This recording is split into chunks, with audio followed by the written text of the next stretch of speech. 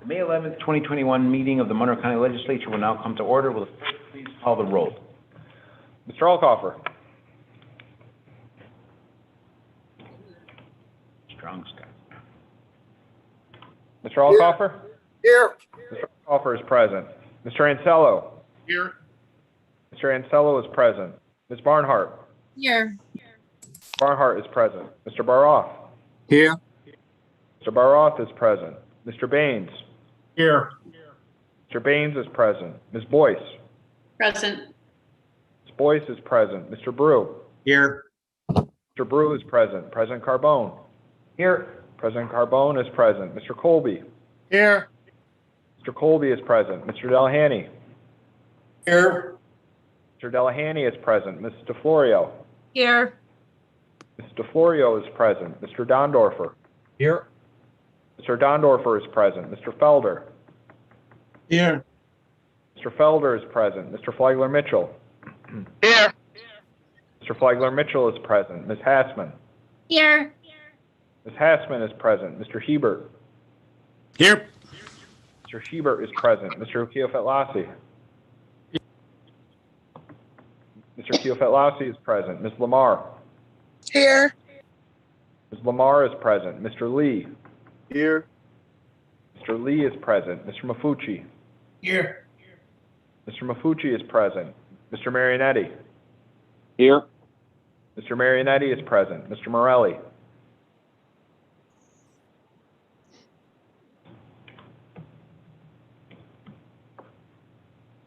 Mr. Morelli? Here. Mr. Morelli is present. Ms. Roman?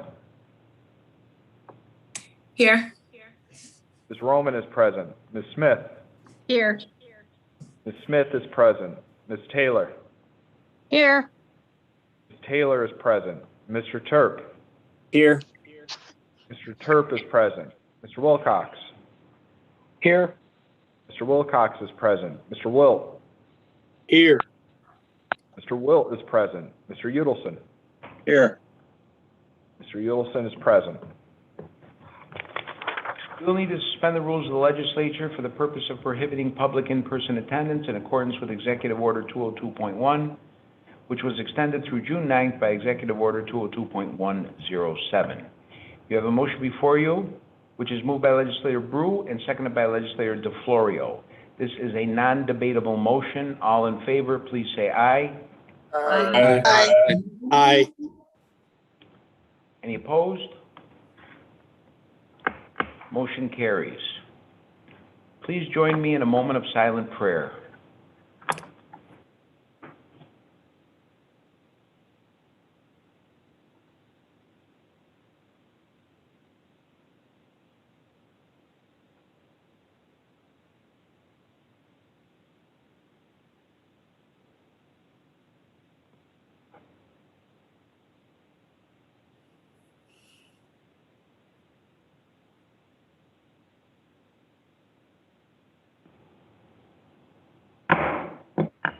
Please stand as Legislator Mafucci will now lead us in the Pledge of Allegiance.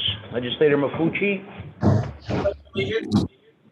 To the flag of the United States of America and to the republic for which it stands, one nation, under God, indivisible, with liberty and justice for all.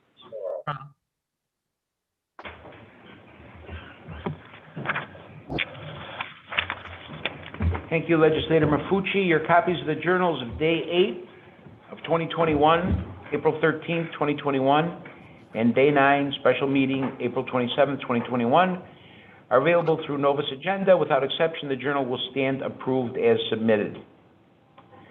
This meeting has been closed to the public, and all legislators are participating via teleconference in accordance with Executive Order 202.1 and 202.107. In keeping with the legislature's tradition of openness, the meeting is being live streamed on YouTube through the legislature's official channel. Everyone participating via video or teleconference will please mute their devices except to obtain the floor or cast a vote. If seeking to obtain the floor, please simply state your name and wait for me to call on you before proceeding with your question or statement. The clerk will read the full title of each resolution to avoid any confusion as to which item is before the legislature. All votes will be held via voice vote unless a roll call vote is requested. Legislators, the referrals submitted to the legislature for the next committee cycle are available on Nova's agenda as well as online. There are several proclamations scheduled. Mr. Clerk. Sure. Our first proclamation. Whereas it's rare for an individual to possess the courage and commitment required to work in a profession like law enforcement. However, these attributes are found in the hearts and minds of each and every police officer who is put to the test each day. It is for that reason that National Police Week recognizes these men and women for their service and honor the memory of those brothers and sisters who have lost their lives in the line of duty, serving and protecting our communities. And whereas all 13 police agencies across Monroe County serve and protect our communities, going above and beyond the call of duty. These calls range from routine traffic stops to dangerous assaults, robberies, and domestic violence situations. For the endless dedication, selflessness, care, and skills exhibited while providing countless acts of service in the course of serving our residents, these police agencies are well deserving of praise not only during National Police Week, but every day. And whereas the continued unwavering service of local police agencies in our community is important and cannot be properly extolled, Monroe County as a whole is blessed to have the brave and selfless service of such exemplary citizens and neighbors. Now, therefore, we, Dr. Joe Carbone, President of the Monroe County Legislature, and Paul Dondorfer, Legislator District 9, on behalf of the entire Monroe County Legislature, do hereby recognize and congratulate Monroe County law enforcement agencies for their dedicated service to our community during National Police Week of 2021.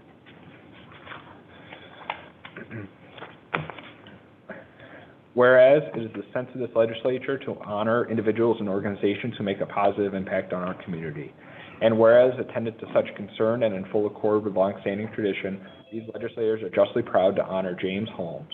And whereas Mr. Holmes, who has a passion for football and helping the youth within the Rochester community, founded the program RMG Elite with the mission of providing children a positive outlet through football. RMG is an acronym for Respect My Grind. And whereas the football team is a select only, giving the youth an opportunity to increase their chances of securing collegiate scholarships. Mr. Holmes has plans to make the elite team a battle program in which youth football teams compete at a national level. And whereas this will provide players with an advantage as their names will be recognized by college recruiters at a young age. Now, therefore, let it be known that we, Ernest Feigler Mitchell, Sabrina Lamar, Vincent R. Felder, Calvin Lee Jr., and Frank Keofet Lacey, legislators, and Dr. Joe Carbone, President of Monroe County Legislature, on behalf of the entire Monroe County Legislature, do hereby honor and recognize James Holmes on this 11th day of May, 2021, for his hard work, dedication, and devotion to the Rochester community. Our next proclamation. Whereas it is the sense of this legislature to honor individuals and organizations who make a positive impact on our community. And whereas attendant to such a concern, and in full accord with longstanding tradition, these legislators are justly proud to honor Sean Watson. And whereas during a time in which many families were struggling to pay final respects to loved ones who had passed away during the coronavirus pandemic, Sean Watson of Memories Funeral Home stepped up for the community to provide services for victims of violence, sometimes free of charge. And whereas during the pandemic, Sean Watson kept the doors of Memories Funeral Home open when few other funeral homes were able to. And whereas the team at Memories Funeral Home is a shining example of the dedication to the Rochester community through their professionalism, compassion, and expertise. Now, therefore, let it be known that we, Ernest Feigler Mitchell, Sabrina Lamar, Vincent R. Felder, Calvin Lee Jr., and Frank Keofet Lacey, legislators, and Dr. Joe Carbone, President of the Monroe County Legislature, on behalf of the entire Monroe County Legislature, do hereby honor and recognize Sean Watson on this 11th day of May, 2021, for his selflessness, dedication to the community, and benevolence to those in need. That concludes our proclamations for the evening. We'll now recess for the purpose of holding a series of public hearings. Those wishing to address the legislature for the scheduled public hearings were instructed to call a conference line That line has been passed into this meeting. 5 minutes. The public hearing is officially to start at 6:15, so we'll have a 5-minute recess, and we'll start it promptly at 6:15. Thank you.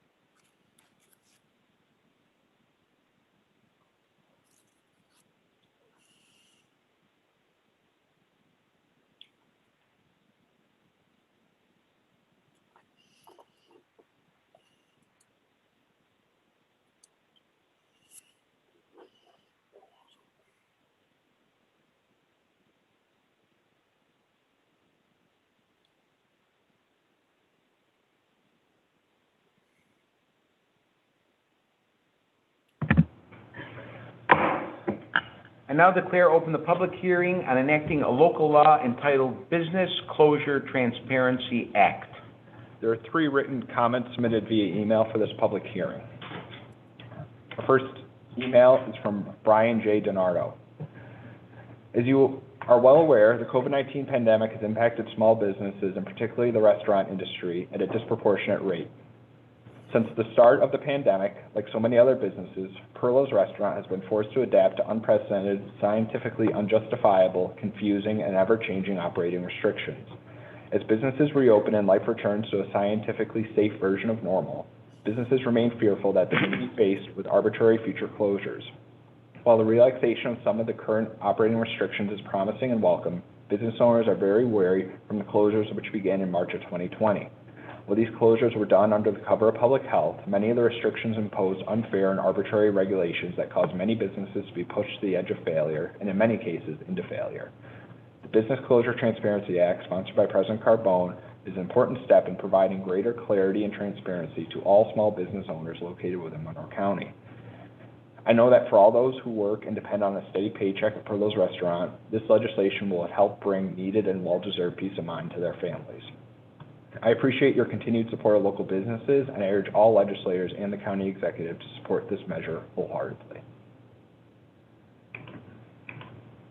Our next email is from Frank Guido.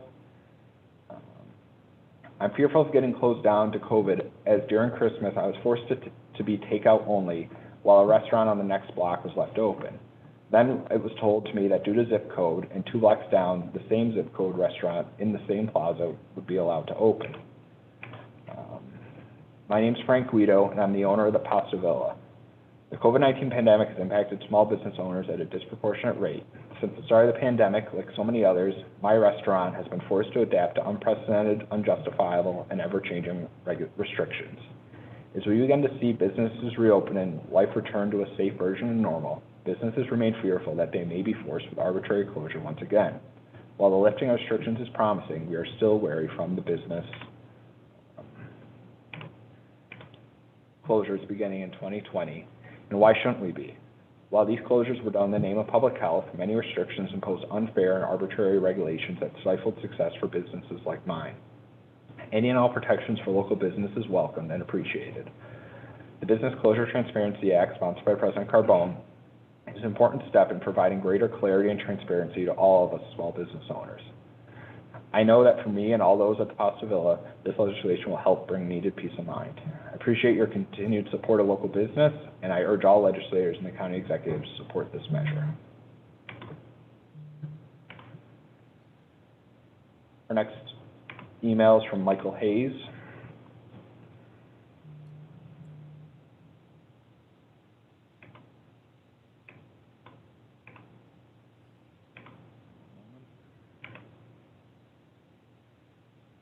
Legislators, my name is Michael Hayes, and I'm the CEO and co-owner of GLC Business Services. The COVID-19 pandemic impacted small business owners at a disproportionate rate.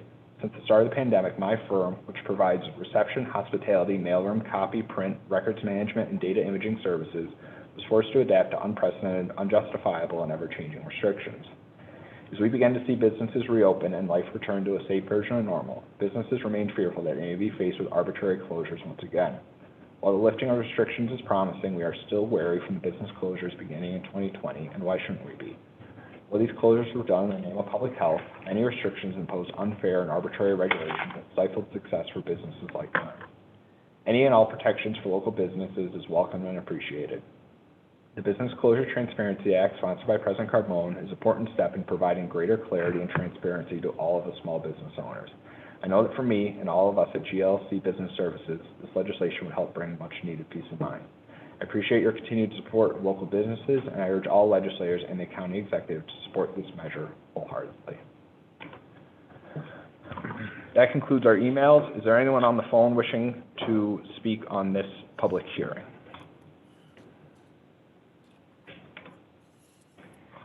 I now declare open the public hearing on enacting the local law.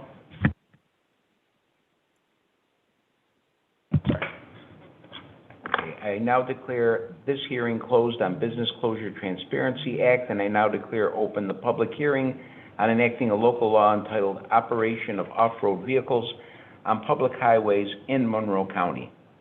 There were no emails received. However, is there anyone present on the phone wishing to speak on this matter?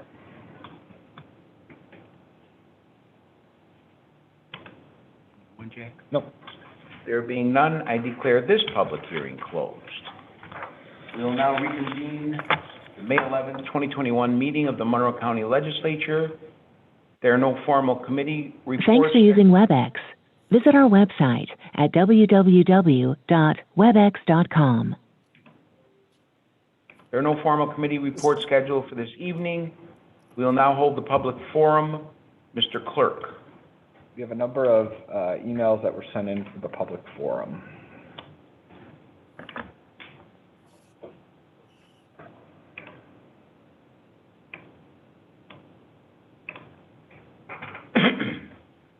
Our first email is from Brian Cardona. I'm submitting these comments on behalf of the Genesee Valley Cycling Club in support of the 3-foot passing law to be read at the May 11, 2021 meeting. Honorable legislators, on behalf of the Genesee Valley Cycling Club and its 130 active members, I commend you for your support of the proposed carry-raised 3-foot passing law to protect bicyclists. We encourage you to move forward with this legislation to help protect our members from the dangers present on shared roadways. Like the Ray family, members of our club have been struck and killed by motorists in the past.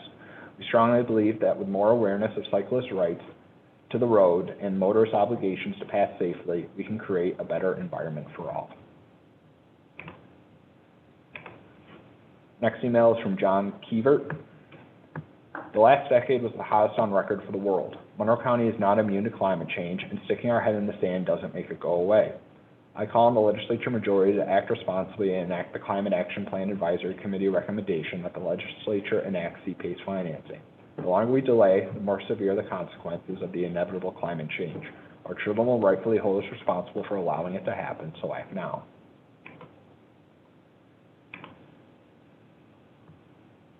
Our next email is from Melissa Carlson. My name is Melissa Carlson. I'm a City of Rochester resident. I chose to live in the city 30 years ago based on environmental concerns. I remain active in environmental work in the community with promoting renewable energy, energy efficiency for buildings, food resilience, and local policy to support those. CPACE financing will advance those opportunities. Please join the City of Rochester and other governments across the state in enacting this for Monroe County. New York is a leader in sustainability. I want to see that commitment across all levels of government. Please enact this financing for the benefit of all county residents and for our environment.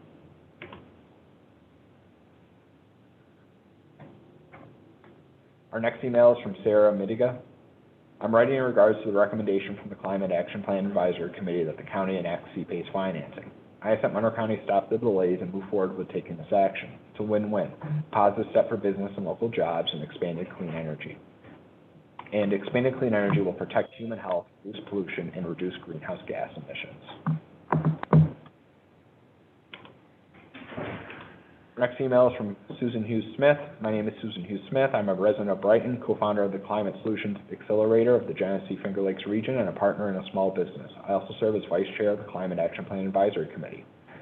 Climate Action Plan Advisory Committee recommended the county enable CPACE financing in October. Please join the City of Rochester and dozens of counties and cities across the state and enact CPACE financing. It is fiscally responsible, is good for businesses to reduce costs, good for human health to reduce pollution, and good for the environment to reduce greenhouse gas emissions. Don't delay any longer.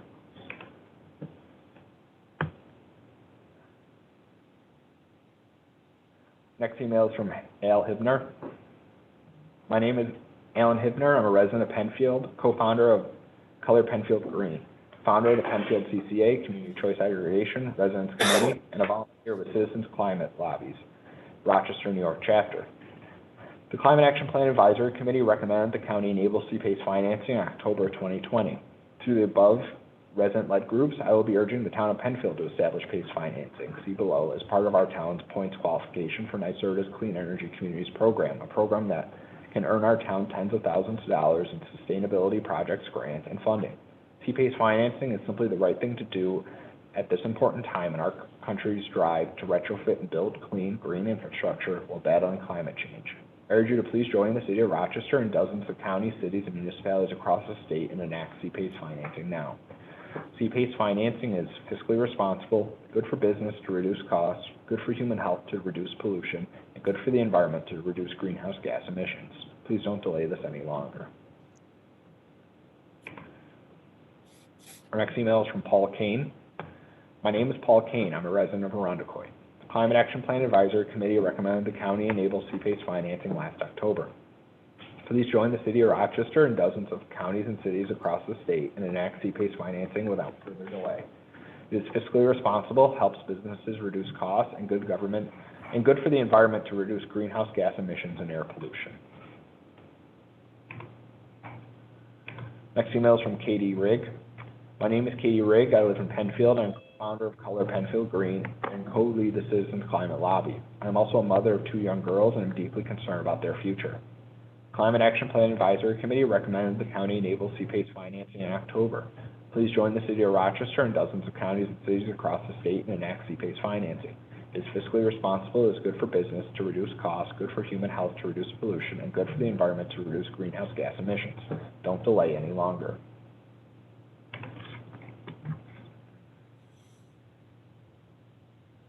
Next email is from Linda Iaskin-Fideli. I'm a resident of the town of Perrington and the board chair of the Climate Solutions Accelerator of the Genesee Finger Lakes region. I write to you today because I care about our region and its near-term health in all aspects of the world, which is intricately linked to how far and how fast we go towards a renewable energy future. I'm aware that the Climate Action Council recommended the county enable CPACE commercial property assessed clean energy financing. CPACE financing would provide funding for energy efficiency and renewable energy projects on commercial property without the business needing to make an upfront investment. Instead, they would pay the loan back to the state agency that provided the funding, the state's nonprofit Energy Improvement Corporation, through a special assessment tied to property, not to the business owner. I implore our county legislators to ensure that the county joins the city of Rochester and dozens of other cities and counties across the state that have seen the benefits of helping facilitate a clean energy transition in this way. It's a way of the future, a clean energy future.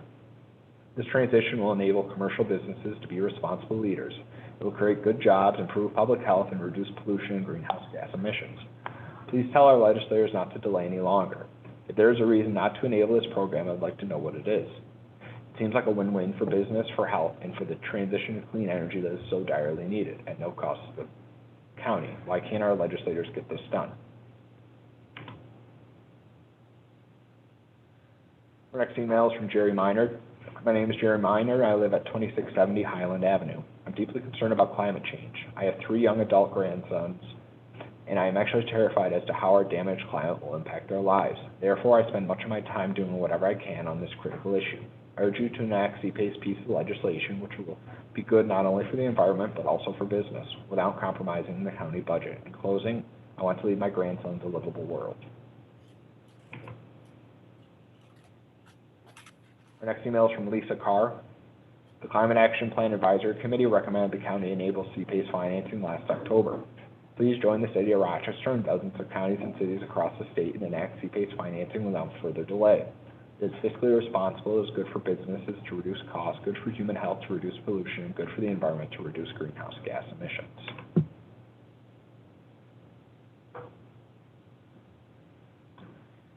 My name is Dan Chris, and I'm a resident of Hamlin. The Climate Action Plan Advisory Committee recommended the county enable CPACE financing last October. Please join the city of Rochester and dozens of counties and cities across the state and enact CPACE financing without further delay. It's fiscally responsible, is good for businesses to reduce costs, good for human health to reduce pollution, good for the environment to reduce greenhouse gas emissions. Next email is from Luann Durin. Climate Action Plan Advisory Committee recommended the county enable CPACE financing last October. Please join the city of Rochester and dozens of counties and cities across the state and enact CPACE financing without further delay. It is fiscally responsible, is good for businesses to reduce costs, good for human health to reduce pollution, good for the environment to reduce greenhouse gas emissions.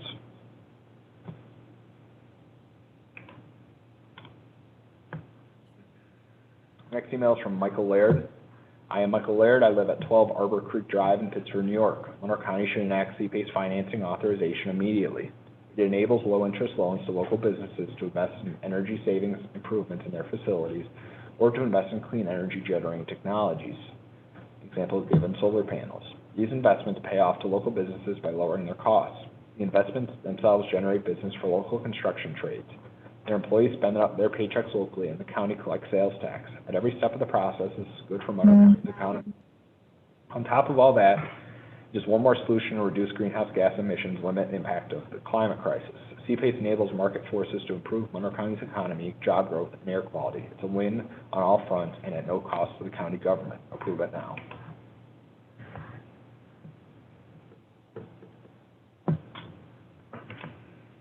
Next email is from Brady Ferguson. Please pass CPACE financing because it will help us address climate change and it's fiscally responsible. It would be good for Monroe County because it would enable local climate/energy efficiency investment and the local jobs that implement them. CPACE financing will benefit our community and should be passed.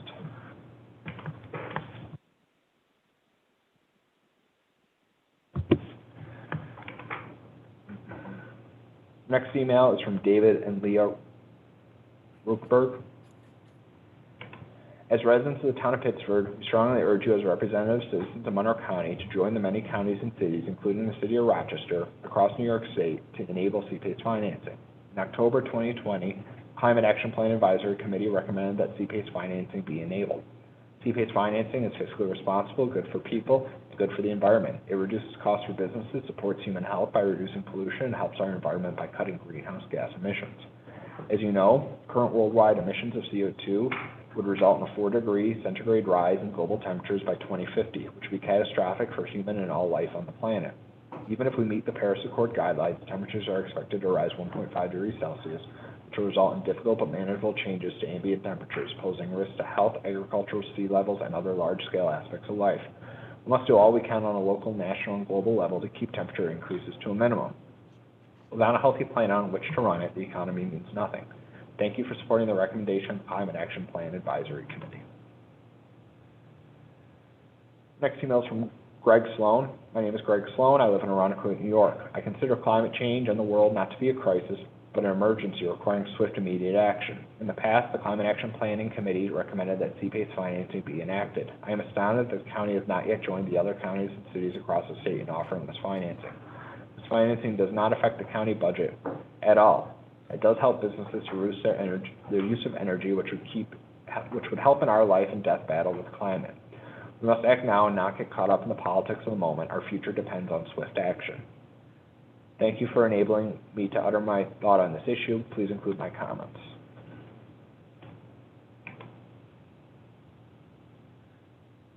Our next email is from Daryl Odener.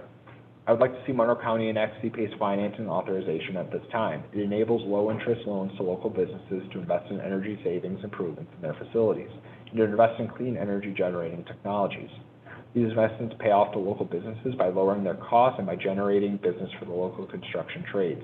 This is good for Monroe County's economy and helps to reduce greenhouse gas emissions and mitigate climate change at no cost to the county. Please do not delay in approving this. Our next email is from Margaret Pete. My name is Margaret Pete, and I'm a resident of Brighton and a partner in a small business. In October 2020, Monroe County's Climate Action Plan Advisory Committee recommended that Monroe County enable commercial property assessed clean energy CPACE financing. Since this program enables building owners and developers to access the capital they need to make energy-related building improvements that will reduce costs to local businesses, reduce greenhouse gas emissions in our county, and will protect human health and our environment. And will do so in a fiscally responsible manner. I urge the approval of this program by the Monroe County Legislature. The time for action on this 2020 recommendation that will benefit small businesses at no cost to local government is now. Please take action.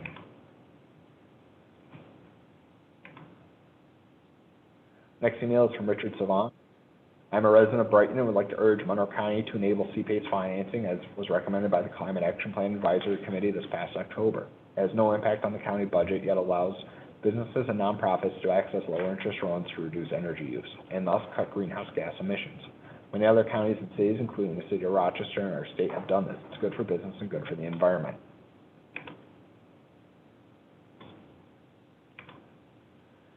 Next email is from Kathleen Kane. The Climate Action Plan Advisory Committee recommended that Monroe County enable CPACE financing last October. Please join the city of Rochester and dozens of counties and cities across the state and enact CPACE financing without further delay.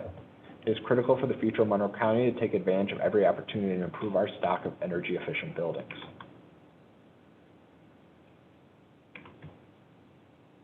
Our next email is from Edith Williams. My name is Edith Williams. I live in Arundecoit. I'm deeply concerned about the possible effects of uncurbed climate change on our future and welcome any actions that promote clean energy use.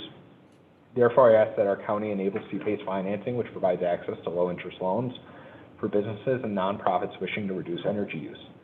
By thus cutting greenhouse gas emissions, the county will help to provide a healthier and safer future for all of us. Please include my comments in the Legislature's public forum on May 11th. Our next email is from Rod Bailey. My name is Rod Bailey, and I live in the town of Brighton. I'm very concerned about the climate emergency we are now dealing with. Any way the county can help businesses and nonprofits access low-interest loans to reduce energy use should be pursued. I understand CPACE is such a program. Let's get this legislation passed now. I would like my comments to be included in the Legislature's public forum on May 11th.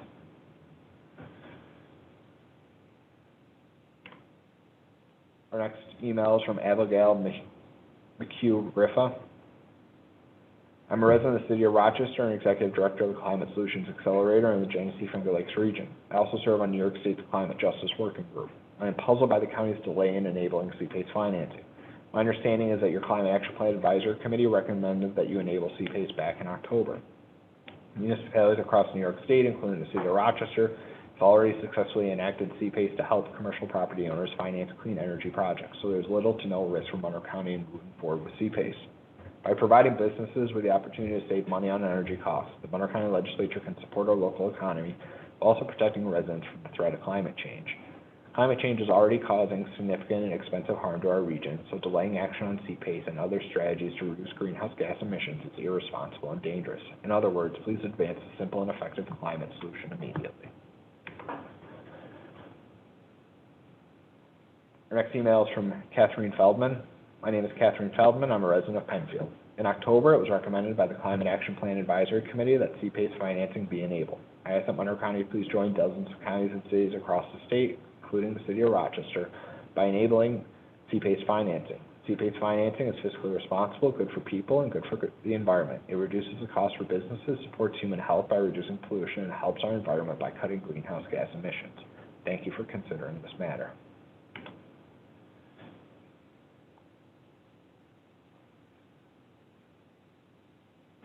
Our next email is from Kristen L. Van Horley. I'm a resident of the City of Rochester and work for the Climate Solutions Accelerator of the Genesee Finger Lakes region. I'm writing to voice my support for the CPACE financing program. Having worked on our Sustainable Homes Rochester and our Go All Electric campaigns, I've heard time and time again from local businesses that a financing mechanism that makes energy efficiency and clean heating and cooling technologies more affordable and accessible is a must. Several municipalities across the state have already enacted CPACE financing, and I believe our neighbors in Franklin County have done so as well. This is a tested and effective means of helping local businesses to reduce their energy costs while also reducing our region's greenhouse gas emissions, measures that will help boost our local economy and improve our public health. Passing CPACE financing is a no-brainer. It signals to your constituents that the county is serious about addressing climate change and working to bolster our local economy. I look forward to being able to tell Monroe County businesses that this opportunity is available to them. Our next email is from Christina Matthews. My name is Christina Matthews, and I'm a Penfield resident. I know that it was recommended by the Climate Action Plan Advisory Committee that CPACE financing be enabled. I'm a firm supporter of this motion. Please let Monroe County join the many other counties and cities across the state by enabling CPACE financing. CPACE financing is fiscally responsible, good for the people, and good for the environment. It's cost-effective for businesses, supports public health by reducing pollution, and helps our environment by cutting greenhouse gas emissions. Much needed action at this time. Thank you for your consideration of this matter. Our next email is from Stephanie Doe. My name is Stephanie Doe. I'm a resident of Penfield. In October, it was recommended by the Climate Action Plan Advisory Committee that CPACE financing be enabled. I ask that Monroe County join dozens of counties and cities across the state, including the City of Rochester, by enabling CPACE financing. This financing is fiscally responsible, good for the people and the environment. It reduces costs for businesses, supports human health by reducing pollution, and helps our environment by cutting greenhouse gas emissions.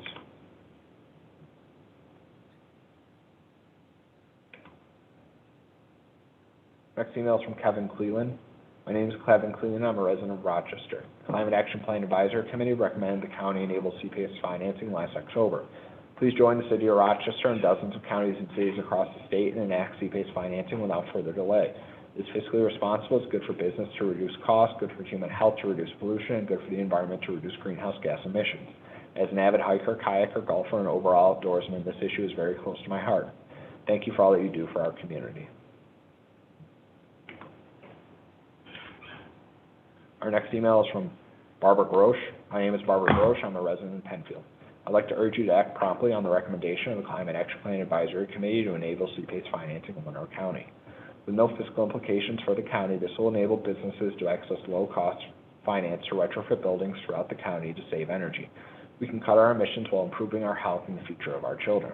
Other counties throughout the state are enabling residents to access this source of finance and to remain competitive. We also need to upgrade our buildings. It's a matter of investment climate as well as livability.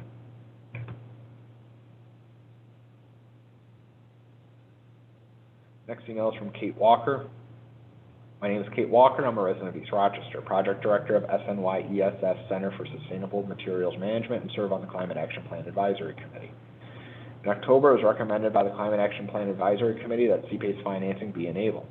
I ask that Monroe County please join dozens of counties and cities across the state, including the city of Rochester, by enabling CPACE financing.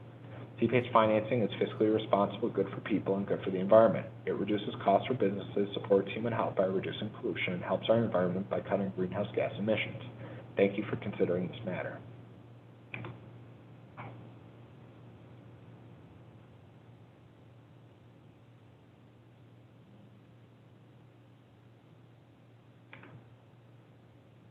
Next email is from Megan Meyer. My name is Megan Meyer. I'm a resident of the town of Penfield, New York. Climate Action Plan Advisory Committee in October 2020 recommended that CPACE financing be enabled. I ask that Monroe County please join dozens of counties and cities across the state, including the city of Rochester, by enabling CPACE financing. CPACE financing is fiscally responsible, good for people, and good for the environment. It reduces costs for businesses, supports human health by reducing pollution, and helps our environment by cutting greenhouse gas emissions. Please include my comments in the Legislature's public forum on May 11th.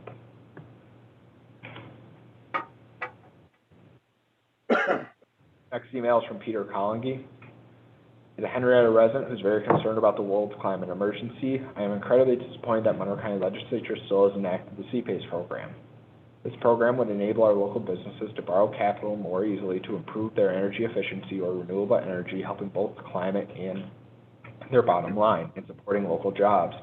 Communities around America are using this program to help their local businesses at minimal expense to taxpayers, since loans are repaid by the property owners.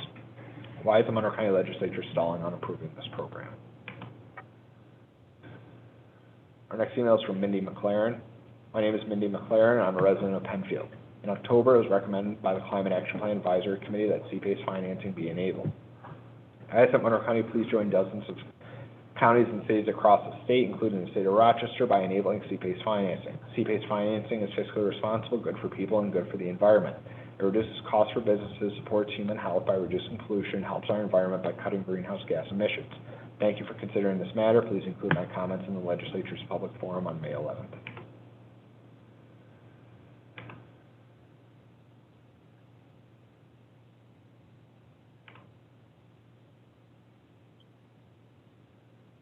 Our next email is from John and Susan Steepy. We are John and Susan Steepy, and we are residents of Penfield. In October, it was recommended by the Climate Action Plan Advisory Committee that CPACE financing be enabled. As Monroe County, please join dozens of counties and cities across the state, including the city of Rochester, in enabling CPACE financing. CPACE financing is fiscally responsible, good for the county residents, and beneficial to the environment. It reduces costs for businesses, supports human health by reducing pollution, and helps our environment by cutting greenhouse gas emissions. Thank you for consideration of this matter. Our next email is from Ruth Marchetti. My name is Ruth Marchetti, and I live in the town of Penfield. Monroe County has a wonderful opportunity to promote the well-being of our community by enabling the CPACE financing that was recommended by the Climate Action Plan Advisory Committee last October. CPACE financing is fiscally responsible, good for people, good for the environment, and it reduces costs for businesses, supports human health by reducing pollution, and helps our environment by cutting greenhouse gas emissions. Thank you for considering this matter.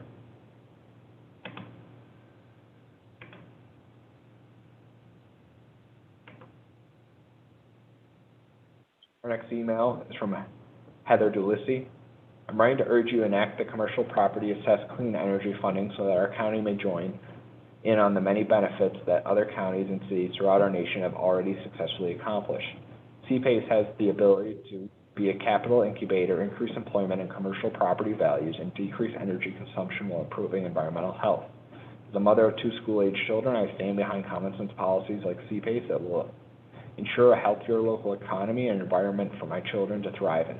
Please do not delay CPACE financing during a time when economic and public health is so very fragile. We need your leadership now more than ever.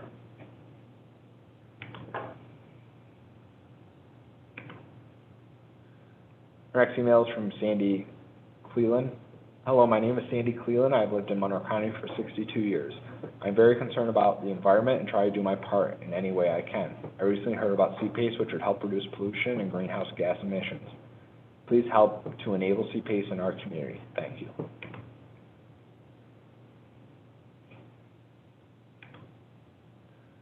Next email is from Joanne Scanlon. I was puzzled and disheartened to hear the recommendation to enact CPACE financing was once again sent back to committee for review. My understanding is that the legislature unanimously created the Climate Action Plan Advisory Committee, who reviewed and submitted their recommendations to the legislature in October 2020. Can you explain why, by April 2021, nothing had happened on this with this recommendation? Due to your inaction, County Executive Bello reintroduced it last month, and you sent it back to the committee. Why? They have already submitted their recommendations. As you know, CPACE has many advantages for residents and businesses in Monroe County, while having no impact on the county budget. What could possibly be the resistance to enacting CPACE financing? This is an excellent bill for businesses, nonprofits, and farmers. It supports and expands our local economy through local job growth while helping to reduce greenhouse gas emissions. As a resident of Rush, I see the struggles of our farmers endure every day. According to the most recent census data conducted by the USDA, Monroe County lost 52 farms between 2012 and 2017.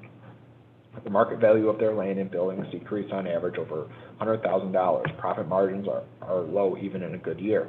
Our farms are integral to our region, and we all benefit by their continued operation. As we saw when COVID-19 hit, our reliance on mega farms and their large processing facilities leaves our region at risk for shortages of essential food supplies. We need to support our local farming community and our local processing facilities to ensure we do not experience the anxiety food shortages will cause in the future. I implore you to advance CPACE immediately to support our region, your constituents, and your environment.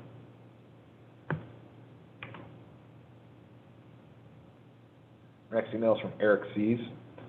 I strongly encourage the legislature to enable CPACE financing in Monroe County. The legislature represents a game-changing opportunity for Monroe County to allow use of property assessed clean energy financing that will stimulate local jobs as well as stimulate local investments in energy efficiency improvements and renewable projects in our county. There is no downside to enabling this legislation. Our next email is from EKZs. I'm a resident of Pittsford and Monroe County. Please enact CPACE financing authorization. Authorization of CPACE financing will allow commercial and nonprofit property owners in Monroe County to very easily finance needed energy efficiency upgrades to reduce energy usage and save on utility costs, and to invest in clean energy generating technologies to reduce their energy costs. These financial investments generate business for local organizations, provide benefit to Monroe County both directly and indirectly through increased tax revenue. CPACE financing enables market forces to improve Monroe County's economy, job growth, and air quality at no cost to the county. Please pass this simple and effective enabling legislation. Our next email is from Ellen Henry. As a resident of Monroe County and the town of Perrington, I'm disappointed to hear of the delay in enacting CPACE financing. This program enables businesses to obtain low-cost loans that can be used to invest in facilities, upgrades, and in conversion of clean energy technologies such as solar panels. Other municipalities across New York State and in other states have successfully adopted CPACE to help finance clean energy projects. CPACE financing uses market forces, so therefore there should be little to no risk and no cost to Monroe County, and we all benefit from the resultant economic stimulus and from the adoption of this effective climate solution for our region. I urge you to approve CPACE financing immediately.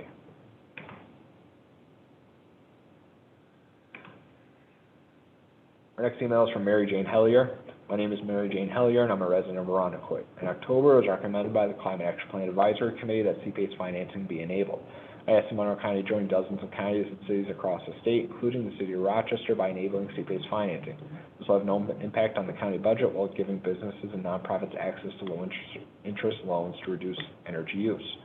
CPACE financing is fiscally responsible, good for people, and good for the environment. It reduces costs for businesses, supports human health by reducing pollution, and helps our environment by cutting greenhouse gas emissions. Please don't delay.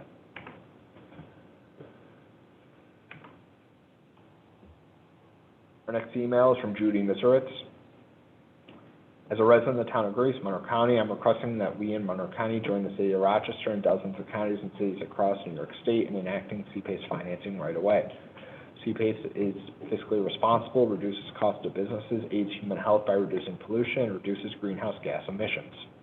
This recommendation came from the Climate Action Plan Advisory Committee, and we need immediately solid solutions like this one to help our environment. Our next email is from Cassie Wright. My name is Cassie Wright. I'm a resident of Penfield, New York. In October, it was recommended by the Climate Action Plan Advisory Committee that CPACE financing be enabled. I ask that Monroe County please join dozens of counties and cities across the state, including the city of Rochester, by enabling CPACE financing. CPACE financing is fiscally responsible, good for people, and good for the environment. It reduces costs for businesses, supports human health by reducing pollution, and helps our environment by cutting greenhouse gas emissions. Thank you for considering this matter.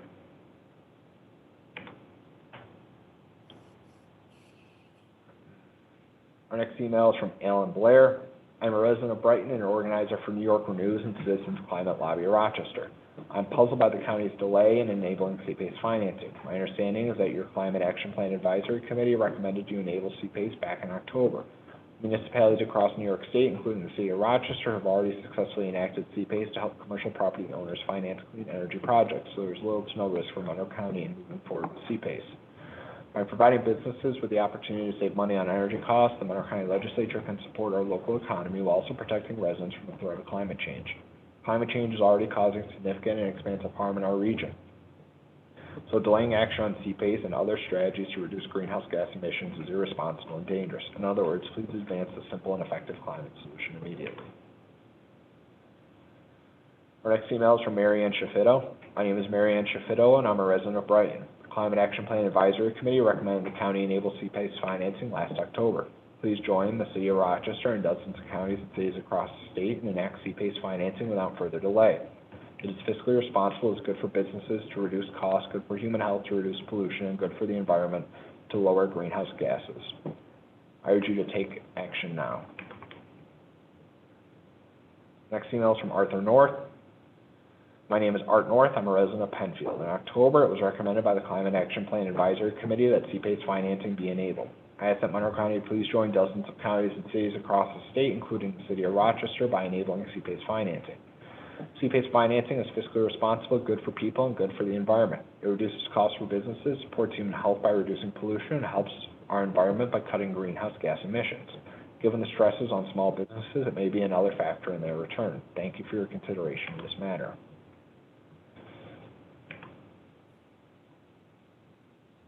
Next email is from Joyce Nakata. My name is Joyce Nakata. I'm a resident of Monroe County and the city of Rochester. For me, climate change is the most important issue we face at this time. Please enact CPACE financing since it has no impact on the county budget and allows businesses and nonprofits to access low-interest loans to reduce energy use. It reduces costs for businesses, supports human health by reducing pollution, and helps our environment by cutting greenhouse gas emissions. Why delay? Please act on this immediately. Our next email is from Donna Spinella. As a supporter of economic as well as environmental vitality from Monroe County, I ask urgently to share my comments regarding CPACE at the county legislature's public forum on May 11th. It seems like a no-brainer for the legislature to get fully behind commercial property assessment and clean energy, CPACE. The Climate Action Plan Advisory Committee advised back in October that financing be enabled, and with good reason. It allows local businesses to make cost-effective environmental improvements without incurring overwhelming debt, since repayment of the relevant funds take place via tax assessment, making it long in duration and transferable to successive property owners. Repayment via tax assessment is also a smart way to mitigate the financial risk associated with traditional loans. CPACE engages many players, including local banks, contractors, and others, thus strengthening community partnerships and enhancing the probability of successful outcomes. And critically, the undeniable benefit of the environment and consequently human health is not only valuable to a particular business's local community, it is another step in the right direction for Monroe County in reducing greenhouse gas emissions overall.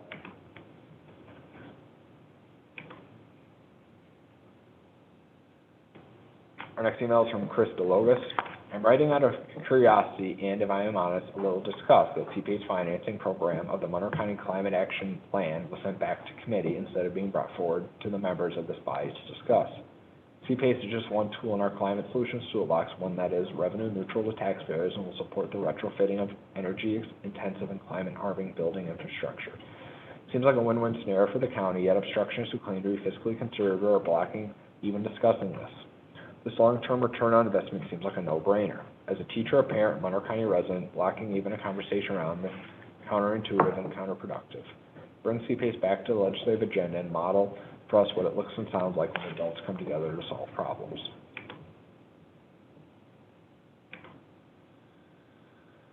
Next email is from Lyndon Burak. I'm a member of the Rochester Youth Climate Leaders and Urban Ecologist program with the Seneca Park Zoo. We know that commercial emissions comprise one of the largest sectors for emissions in the county. CPACE financing directly addresses the economic barriers to making the necessary improvements for our commercial energy infrastructure by erasing the monetary gap between investments in green solutions and increase in property values.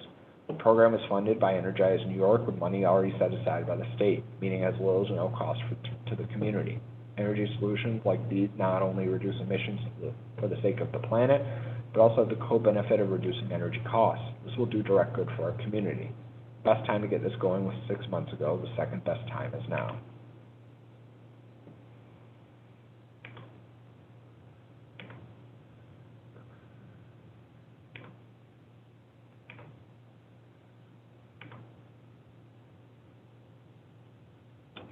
Our next email is from Al Spaziano. I'm writing to submit the following comments for the legislature meeting on Tuesday, May 11, 2021. I request that our county votes for joining the Energy Improvement Corporation New York Open CPACE Finance Program. Open CPACE facilitates long-term, competitively priced capital for energy efficiency and renewable energy upgrades to commercial properties. Upon passage, this funding would be available to all commercial properties within the county and is one of the best public-private partnerships in the country. This financing creates access to capital for energy and water efficiency as well as renewables. All the capital comes from private sources, so there is no taxpayer backstop. I'm part of a group who recently completed a home-to-suites hotel in Greece. We had originally sought utilizing capital through this program, but it was not available. We have recently completed our hotel, and now CPACE is available. We are seeking to utilize it. Additionally, with the extreme impacts of COVID-19 on the lodging sector, we can access capital to help us open the property and get through the pandemic successfully. In order to make Open CPACE available to commercial property owners, it is necessary for Monroe County to adopt the CPACE local law and sign the municipal agreement with EIC, the program administrator. The financing is provided by EIC-approved private lenders, and there is no cost to the county to participate. EIC bills the property owners directly for the PACE assessment, and the county bears no administrative or financial responsibilities for the financing. You can find more information about the program at eicpace.org. Thank you for your consideration.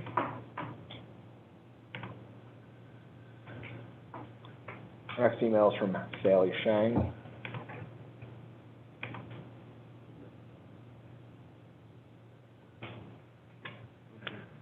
Good evening. We are HDDA, a hotel development and real estate company. We are developing the site located at 911 Brooks Avenue with a local JV partner. HDDA acquired the hotel through foreclosure auction in March 2020 and has been planning a hotel redevelopment. Since spring 2020, several first responder agencies have been training in the hotel, including local and regional fire departments and federal law enforcement. The irony of its address makes it a good story. As the project plan takes shape, we'd like to see an adaptation of CPACE from the county in order to improve the energy efficiency of the building and sustainability, which aligns HDDA's long-term core value. As an intro to the project, we are planning a mixed-use development including a 100 to 125-room Marriott hotel, brewery, distillery, winery concept with a gastro pub, possibly quick service restaurant, and office space if it warrants. We believe the site is strategic given its approximate location to the Erie Canal, airport, and 19th Ward. The site is ideal for commercial development and can be a catalyst for development at the airport and in the surrounding community. Our site features about 1,500 feet of canalfront property and lies 3,000 feet from the intersection with Genesee River. The state owns the property to the south of us, but north of Scottsville Road. At the south end of our site is a historic railroad bridge, now a footbridge. The location along I-390 at the airport provides excellent visibility for just about anyone traveling the interstate as well as travelers to Rochester arriving from the airport. As increasingly sustainable management matters for hotels, HGDA would also like to contribute to energy savings by responsibly designing and developing the property from the start. Therefore, we'd appreciate it if we can utilize CPACE to initiate a better systematic steps towards sustainability for the community. Thank you for your time and consideration. Our next email is from Anna Sarasoletti. My name is Anna Sarasoletti. I'm a junior at Penfield High School, and I'm a member of the Rochester Youth Climate Leaders. Just over a year ago, you unanimously approved the Climate Action Plan Advisory Committee after months of our group's advocacy. In October, the Climate Action Plan Advisory Committee requested the legislature implement CPACE financing. CPACE financing will be extremely beneficial to the county and its businesses, and is a strategy to mitigate climate change that can be enacted now. CPACE financing comes at no cost to the county and will help local commercial property payers pay for clean energy projects. This is better for our environment since it will decrease the commercial carbon emissions from Monroe County. Additionally, due to the increased efficiency of clean energy, will reduce operating costs for business owners. Clearly, the ample benefits of CPACE financing and the ease to enact this as a county makes CPACE an important climate solution that should be implemented immediately.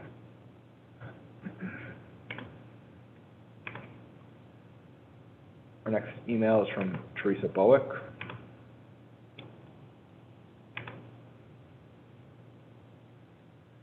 Honorable County Executive Adam Bello, President Carbone, and all members of the Monroe County Legislature. As my comments are read this evening, please remember the families of Sandra Bland, Philando Castile, and Dante Wright, as our nation once again mourns another black woman taken during a traffic stop by law enforcement.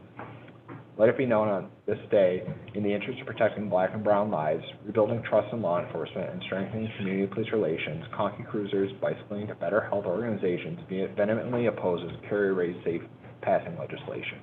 Our community can no longer dismiss the fatality risk of driving while black or brown. According to the Stanford Open Policing Project, on a typical day in the United States, police officers make more than 50,000 traffic stops. Their research offers evidence that black drivers are more likely to be stopped by police than their white peers. Black and Hispanic drivers are often searched based on less evidence than whites. This double standard is widespread, not confined to any one state or geographic region. Some bicycle advocacy groups support the notion that safe passing laws tend to be invoked more in civil cases where a bicyclist is hit rather than being enforced by a police officer. These laws are primarily about making sure that a person who is injured or their family, if a person is killed, can receive justice. The proposed Carrie Ray legislation is not intended to promote safety or justice. Lawyers desire this legislation for a legal measure, 3 feet versus safe distance, to clarify civil action. Justice, my friend, often leaves black and brown folks in a just us lethal situation. Our community is still grieving the death of Daniel Cruz while in police custody. Moving this proposal to committee would be a clear message that black and brown lives do not matter to the Monroe County Executive Adam Bello, Dr. Carbone, and the entire Monroe County Legislature. Mrs. Carrie Ray was a cyclist and beloved second-grade teacher. It would be a shame to bloody her legacy with this legislation. Honor this great teacher's legacy by lobbying Governor Cuomo for inclusion of the bicycle safety education in his DMV Driver's Manual, Chapter 6, How to Pass, in addition to including a bicycle safety question on the New York State permit test. Samples provided. Thank you for your consideration of this request, and it keeps our county moving forward with race relations. I look forward to working with each of you to build a healthy and happy Monroe County. That concludes our public forum. Thank you, Mr. Clerk. Welcome. We will now proceed with the consideration of local laws. Will the clerk please read the first item on the agenda? Item number 1, referral 21-0081.LL, providing that local law intro number 135 of 2021, entitled Business Closure Transparency Act, be lifted from the table. Move it, Mr. President. Moved by Legislator Brew, seconded by Legislator Delahanty. This is a motion to lift from the table. All in favor, please say aye. Aye. Aye. Any opposed? Item carries. Next item. Item number 2, referral 21-0081.LL, providing that local law intro number 135 of 2021, entitled Business Closure Transparency Act, be adopted. Move it, Mr. President. Second. Moved by Legislator Brew, seconded by Legislator Delahanty. This is a motion to adopt.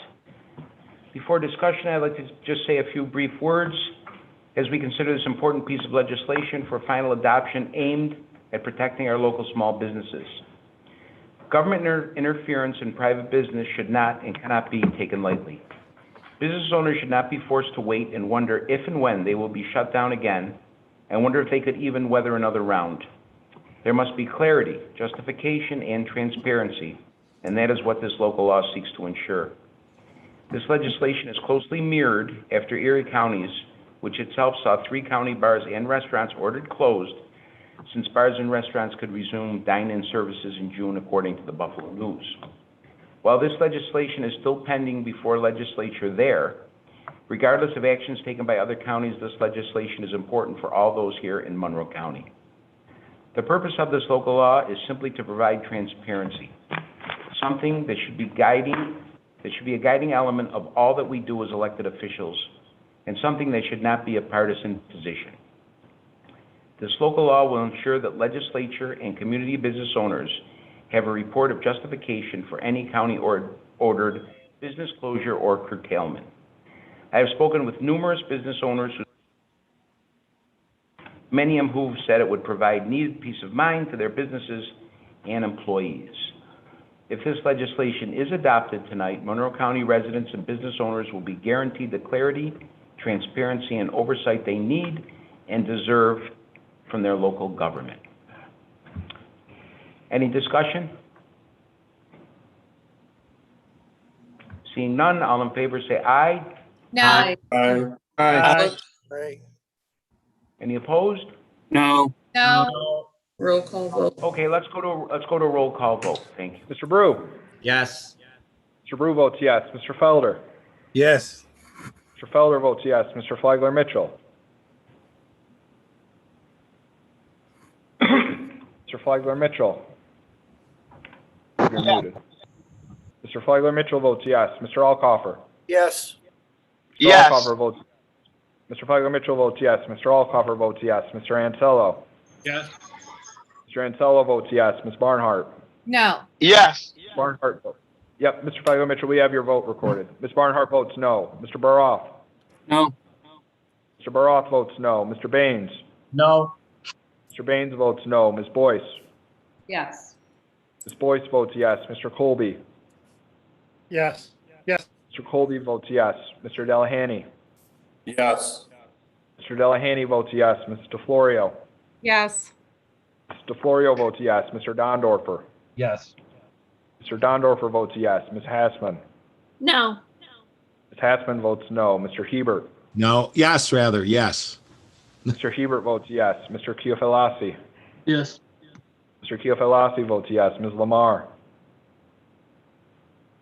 Yes.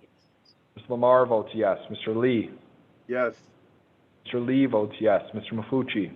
No. Mr. Mafucci votes no. Mr. Marionetti? Yes. Mr. Marionetti votes yes. Mr. Morelli? No. Mr. Morelli votes no. Ms. Roman? No. Ms. Roman votes no. Ms. Smith? Yes. Smith votes yes. Ms. Taylor? Yes. Ms. Taylor votes yes. Mr. Turp? Yes. Mr. Turp votes yes. Mr. Wilcox? No. Mr. Wilcox votes no. Mr. Wilt? Yes. Mr. Wilt votes yes. Mr. Udelson? No. Mr. Udelson votes no. President Carbone? Yes. President Carbone votes yes. 20-9, the motion to adopt passes. Thank you. Next item, please. Item number 3, referral 21-0125.LL, enacting local law requiring motorists to provide a minimum of 3 feet of space when passing a bicycle rider. Move it, Mr. President. Second. By legislator Smith, seconded by legislator Barnhart. This is for introductory purposes only. Next item, please. Item number 4, referral 21-0125.LL, providing that local law entitled enacting local law requiring motorists to provide a minimum of 3 feet of space when passing a bicycle rider be tabled. Move it, Mr. President. Second. Moved by legislator Smith, seconded by legislator seconded by legislator Barnhart. This is a motion to table. All in favor, please say aye. Aye. Aye. Aye. Aye. Any opposed? Item carries. Next item, please. Item number 5, referral 21-0125.LL, fixing a public hearing on local law entitled enacting local law requiring motorists to provide a minimum of 3 feet of space when passing a bicycle rider. Move it, Mr. President. Second. Moved by legislator Smith, seconded by legislator Barnhart. This is to set the public hearing. Is there any discussion? Seeing none, all in favor, please say aye. Aye. Aye. Any opposed? Item carries. Next, please. Item number 6, referral 21-0131.LL, providing that file number 21-0131 entitled enact a local law establishing a sustainable energy loan program, open CPACE in Monroe County, and authorize a contract with Energy Improvement Corporation to administer the Energize New York Open CPACE program be discharged from committee. Move it, Mr. President. Second. Moved by legislator Brew, seconded by legislator Ansello. This is a motion to discharge from committee. Any discussion, please? Seeing none, all in favor say aye. Aye. Aye. Any opposed? Item carries. Next item. Item number 7, referral 21-0131.LL, enact a local law to establish a sustainable energy loan program, open CPACE in Monroe County. Move it, Mr. President. Moved by legislator Udelson, seconded by legislators Delahanty and Ansello. This is for introductory purposes only. Next item, please. Item number 8, referral 21-0131.LL, providing that local law establishing a sustainable energy loan program, open CPACE in Monroe County, be tabled. Move it, Mr. President. Second. By legislator Udelson, seconded by legislators Delahanty and Ansello. This is a motion to table. All in favor, please say aye. Aye. Aye. Aye. Any opposed? Item carries. Next item. Item number 9, referral 21-0131.LL, fixing a public hearing on local law entitled Establishing a Sustainable Energy Loan Program, open CPACE in Monroe County. Move it, Mr. President. Second. Moved by legislator Udelson, seconded by legislators Delahanty and Ansello. This is to set the public hearing. Is there any discussion? Seeing none, all in favor say aye. Aye. Aye. Any opposed? Item carries. Next. Item number 10, referral 21-0164.LL, providing that local law intro number 175 of 2021 entitled Operation of Off-Road Vehicles on Public Highways in Monroe County be lifted from the table. Move it, Mr. President. Moved by legislator Felder, seconded by legislator Flagler Mitchell. This is a motion to lift from the table. All in favor, please say aye. Aye. Aye. Any opposed? Carries. Next. Item number 11, referral 21-0164.LL, providing that local law intro number 175 of 2021 entitled Operation of Off-Road Vehicles on Public Highways in Monroe County be amended. Move it. Second. Moved by legislator DeFlorio, seconded by legislator Second it. Hebert. And Flagler. legislator Flagler Mitchell. Did I get that right so far? Yep. Okay, any discussion on this? Yes, Legislator Brew. Legislator Brew, you have the floor. Yes, thank you, Mr. President, and thank you to the sponsors of this legislation for bringing awareness to this issue that has impacted so many in our community. When this legislation was introduced 2 weeks ago, Legislator Roman expressed her concerns that there were errors in the text of the local law. Acknowledging how critical the expeditious passage of this legislation is, I felt it necessary for office to reach out to the County Law Department to address any errors, typographical or structural. I am proposing the following amendment to address the two concerns that the Law Department advised of. Section 1 amends Part 4, General Local Laws of the Administrative Code of the Charter of Monroe County to add a new chapter to include the local law. Doing so adds structure and form. Section 314-2 provides basis and rationale for this local law. Changes to the penalty section more definitively clarifies what infractions are penalized. In addition, there were minor corrections to grammar and spelling in the local law text. Thank you again to the Law Department for helping address these errors. We're able to act on this item as expeditiously as possible. As we are amending this item, we unfortunately will not be able to pass this local law this evening. Noting the seriousness of this legislation, I will be advocating for this item to come before the Tuesday, May 25th special meeting of Monroe County Legislature. I know we can all agree that the efficient passage of this legislation is of the utmost importance, especially as summer draws closer and more residents are inclined to see these vehicles. And I thank you, Mr. President. That concludes my remarks. Any further discussion? Seeing none, all in favor say aye. Aye. Any opposed? Item carries. Next item. Item number 12, referral 20-0340.LL, providing that referral 20-0340 entitled Enact a Local Law entitled Gantz Law for Utilization of Minority and Businesses be discharged from the Agenda Charter Committee. Moved by legislator Flagler Mitchell, seconded by legislator Felder. Second, yes. This is a motion to discharge from committee. Is there any discussion? Seeing none, all in favor say aye. Aye. Aye. Any opposed? Item carries. Next item. Item number 13, referral 20-0340.LL, enact a local law entitled Gantz Law for utilization of minority and women-owned businesses. Move it, Mr. President. Moved by legislator Flagler Mitchell, seconded by legislator Felder. This is for introductory purposes only. Next item, please. Item number 14, referral 20-0340.LL, providing that local law entitled Enact a Local Law entitled Gantz Law for utilization of minority and women-owned businesses be amended. Move it, Mr. President. Second. Moved by legislator Flagler Mitchell, seconded by legislator Felder. Is there any discussion? Mr. Mr. President, Legislator Barrow. Yes.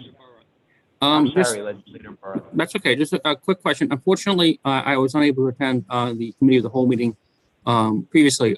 What is the nature of the amendment to this referral to, I assume, the author? Or anyone who knows if he has bad audio. It was just, this is legislative fellow, just cleaning up some language to. So the substance, sorry, to the president, so the substance itself didn't change? No, not at all. Okay, thank you. Any further discussion? Seeing none, all in favor say aye. Aye. Aye. Any opposed? Item carries. Next item. Item number 15, referral 20-0340.LL, providing that local law entitled Enact a Local Law entitled Gantz Law for utilization of minority and women-owned businesses be tabled. So move it. Moved by legislator Flagler Mitchell, seconded by legislator Felder. This is a motion to table. All in favor, please say aye. Aye. Aye. Any opposed? Item carries. Next. Item number 16, referral 20-0340.LL, fixing a public hearing on local law entitled Enact a Local Law entitled Gantz Law for utilization of minority and women-owned businesses. Move it, Mr. President.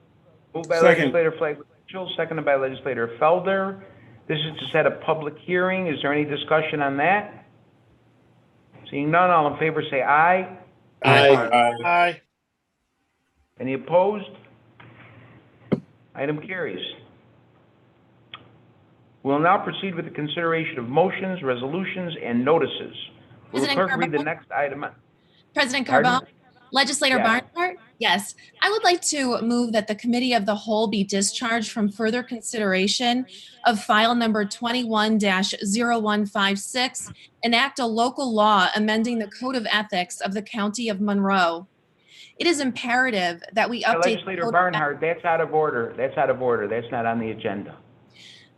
I have the right to make a motion to discharge this bill. Second. Out of order. Second. We get the parliamentarian in? It's not on the agenda. You'd have to suspend the rules of the legislature. I'll make a motion to suspend the rules. Second. Moved by legislator Morelli, second by legislator Barnhart. On the motion to suspend the rules, Mr. Brew. No. Mr. Brew votes no. Mr. Felder. No. Mr. Felder votes no. Mr. Flagler Mitchell. No. Mr. Flagler Mitchell votes no. Mr. Alcoffer. No. Mr. Alcoffer votes no. Mr. Ansello. No. Mr. Ansello votes no. Ms. Barnhart. Yes. Ms. Barnhart votes yes. Mr. Baroff. Yes. Mr. Baroff votes yes. Mr. Baines. Yes. Mr. Baines votes yes. Ms. Boyce.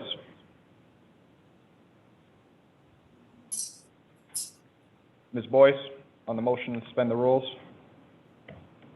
Said no. Oh, Ms. Boyce votes no. Mr. Colby. No. Mr. Colby votes no. Mr. Delahanty. No. Mr. Delahanty votes no. Mrs. DeFlorio. No. Mrs. DeFlorio votes no. Mr. Dondorfer. No. Mr. Dondorfer votes no. Ms. Hassman. Yes. Hassman votes yes. Mr. Hebert. Nope. Mr. Hebert votes no. Mr. Keophilasi. No. Mr. Keophilasi votes no. Ms. Lamar. No. Ms. Lamar votes no. Mr. Lee. No. Mr. Lee votes no. Mr. Mafucci? Yes. Mr. Mafucci votes yes. Mr. Marionetti? No. Mr. Marionetti votes no. Mr. Morelli? Yes. Mr. Morelli votes yes. Ms. Roman? Yes. Ms. Roman votes yes. Ms. Smith? No. Smith votes no. Ms. Taylor? No. Taylor votes no. Mr. Turp? No. Mr. Turp votes no. Mr. Wilcox? Yes. Mr. Wilcox votes yes. Mr. Wilt? No. Mr. Wilt votes no. Mr. Udelson? Yes. Mr. Udelson votes yes. President Carbone? No. President Carbone votes no. 9 to 20, the motion to suspend the Mr. rules fails. President, I would like a point of clarification. We need a parliamentary inquiry on where in the rules it says a matter has to be on the agenda in order to be considered at a regular meeting. And perhaps the law department can answer if the parliamentarian cannot. Mr. President, point of order, the law department has no authority over the county legislature's meeting. Well, someone needs to answer that question because we have considered things in our regular meetings that have not been on the agenda.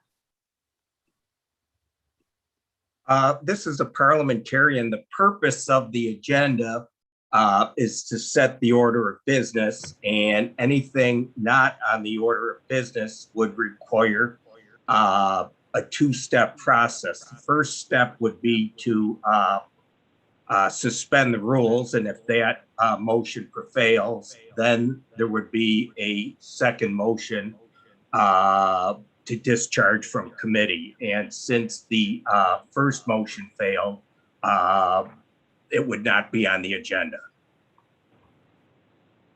Can the Legislator President's Barnhart? administration, can the county attorney weigh in on this?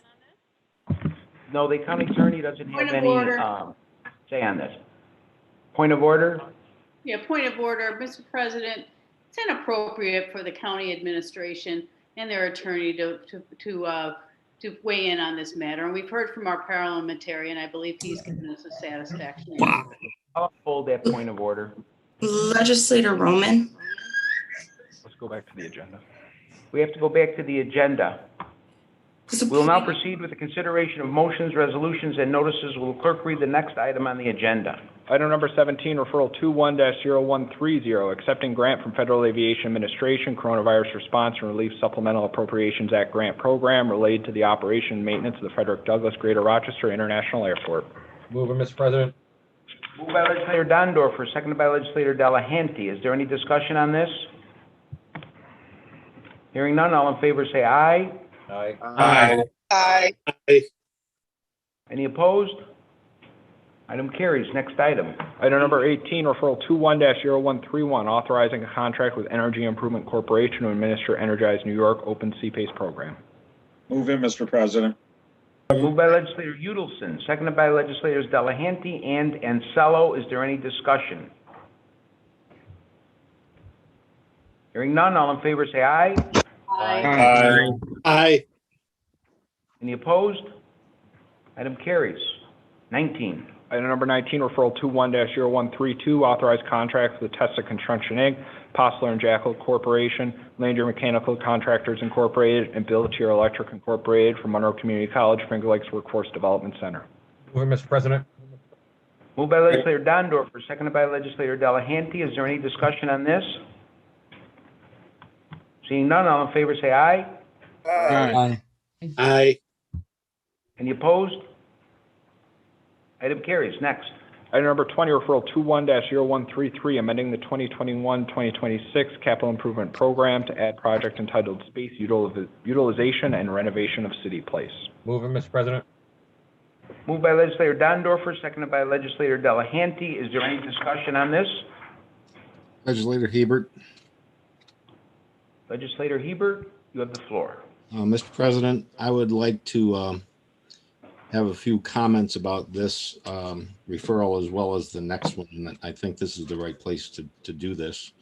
I would first of all like to thank the administration for addressing the questions posed by this honorable body on this project.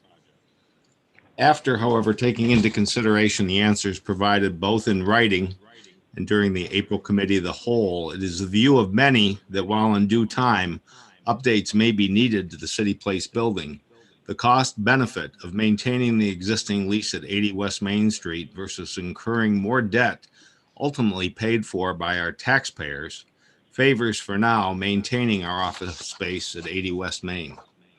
In my view, inadequate financial comparisons between two readily available alternatives was considered. Answers to basic questions from legislators on things like what's the payback period went unanswered and had not even been considered. Based on the administration's responses to this and several other queries, it is apparent to me that no attempt was made to consider an alternative readily available solution, which was to remain in the current facility. Basic economics tells us competition for business drives lower costs for our constituents, and an obvious opportunity to inject competition into this referral prior to this referral being generated was ignored. It cannot be forgotten that as public servants, our top priority is to look out for the interest of our constituents, the residents of Monroe County. Ultimately, their wallets pay for everything we do. Incurring more debt, as this project would, is not in the best interests of those we serve, especially when one considers the state's looming debt crisis, which history has proven will surely end up with counties, towns, and villages paying more to recoup dollars that are wasted by state fiscal mismanagement. As this referral currently stands, I will be voting no on this item. In the future, when this item comes forward again, I believe this honorable body will happily reconsider a similar capital project, perhaps even of this magnitude, while taking into consideration the financial climate of the time, which has considered reasonably available alternatives. I want to make this crystal clear. My opposition to this is based solely on taking fiscally responsible actions on behalf of my constituents. Thank you, Mr. President. Thank you, Legislator Hebert. Any further discussion on this? Legislator Baines. Legislator Baines, you have the floor. President Dr. Carbone, to the administration. Who owns this facility to which Legislator Hebert is referring at 80 West Main? The administration. Through you, Mr. President, this is Jeff McCann. That only building is owned by Bernie Icavangelo. Mr. President, I'd like to explain my vote. Is an appropriate time to do that? Yeah, go ahead. You have the floor. It's an interesting argument to hear Legislator Hebert make that renting instead of rehabbing our own building is a better financial move. And the description of our state as being in a dire financial straits is not consonant with the facts that a significant amount of money in the hundreds of millions of dollars has come forward from the federal and state government. So I will be voting in favor of this investment in our own property rather than rent on a substandard property. Thank you. Thank you, Legislator Baines. Any further discussion on this? Legislator Hebert.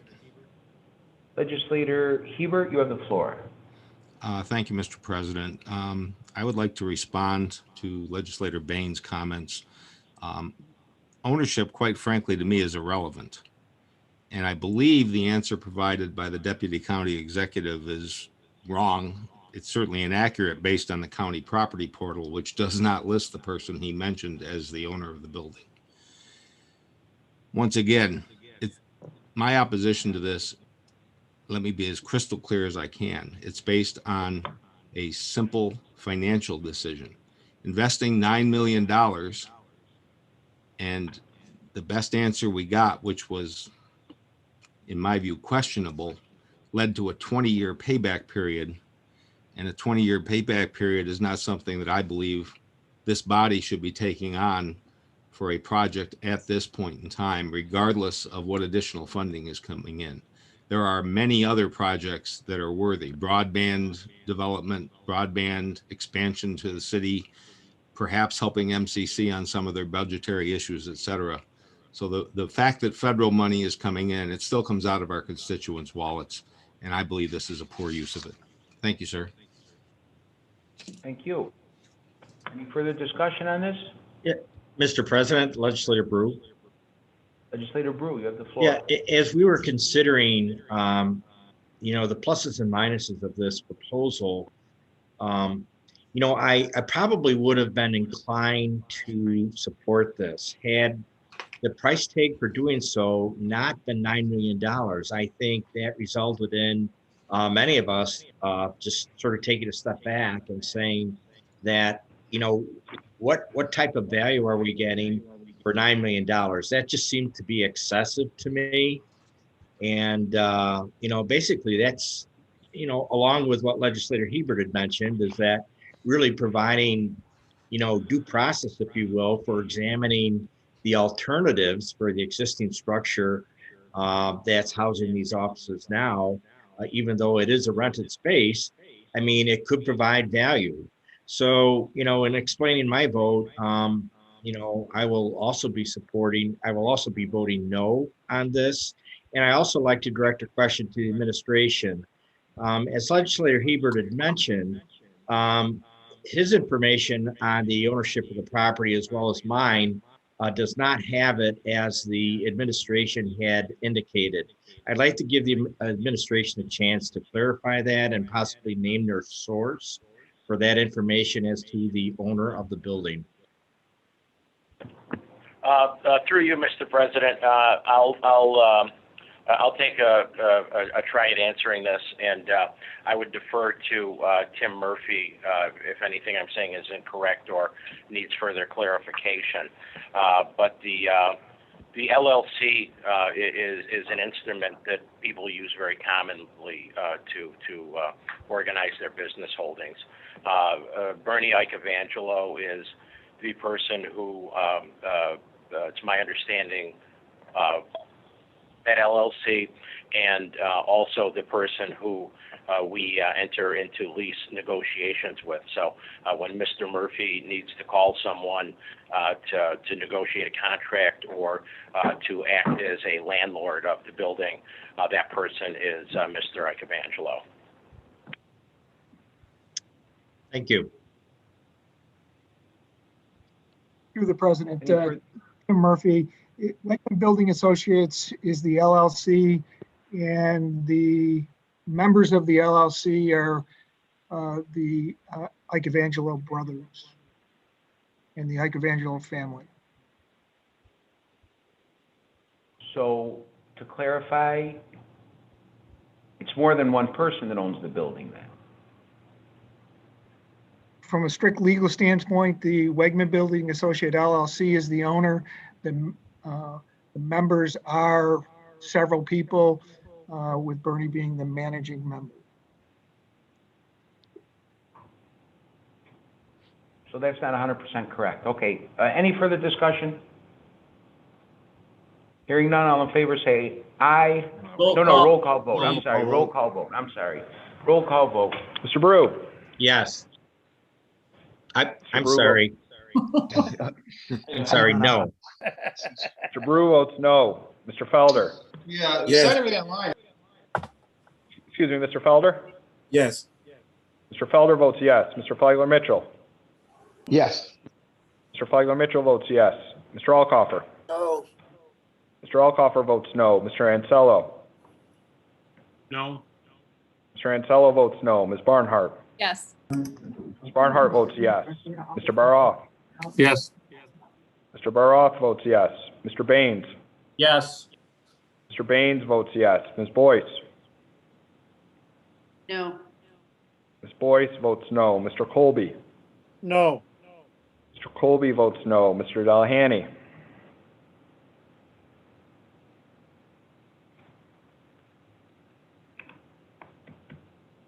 Mr. Delahanty? No. Mr. Delahanty votes no. Ms. DeFlorio? No. Ms. DeFlorio votes no. Mr. Dondorfer? No.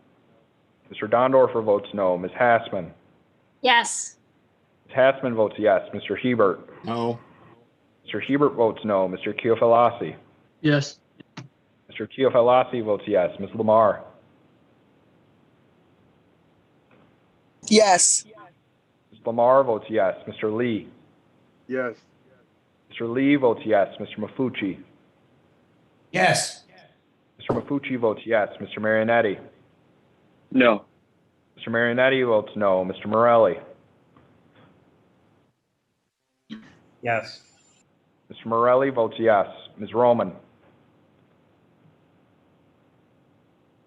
Yes. Ms. Roman votes yes. Ms. Smith. No. Ms. Smith votes no. Ms. Taylor. No.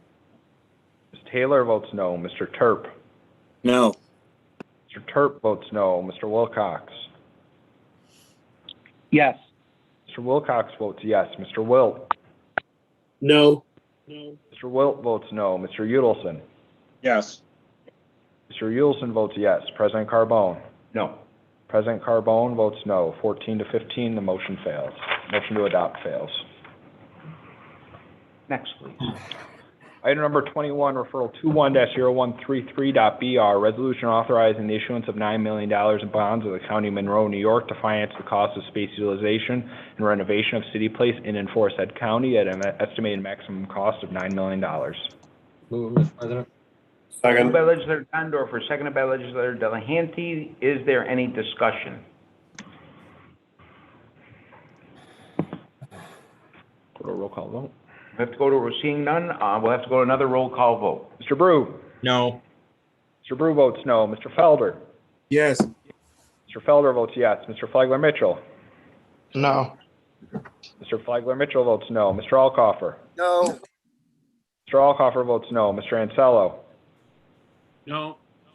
Mr. Ansello votes no. Ms. Barnhart. Yes. Ms. Barnhart votes yes. Mr. Baroff. Yes.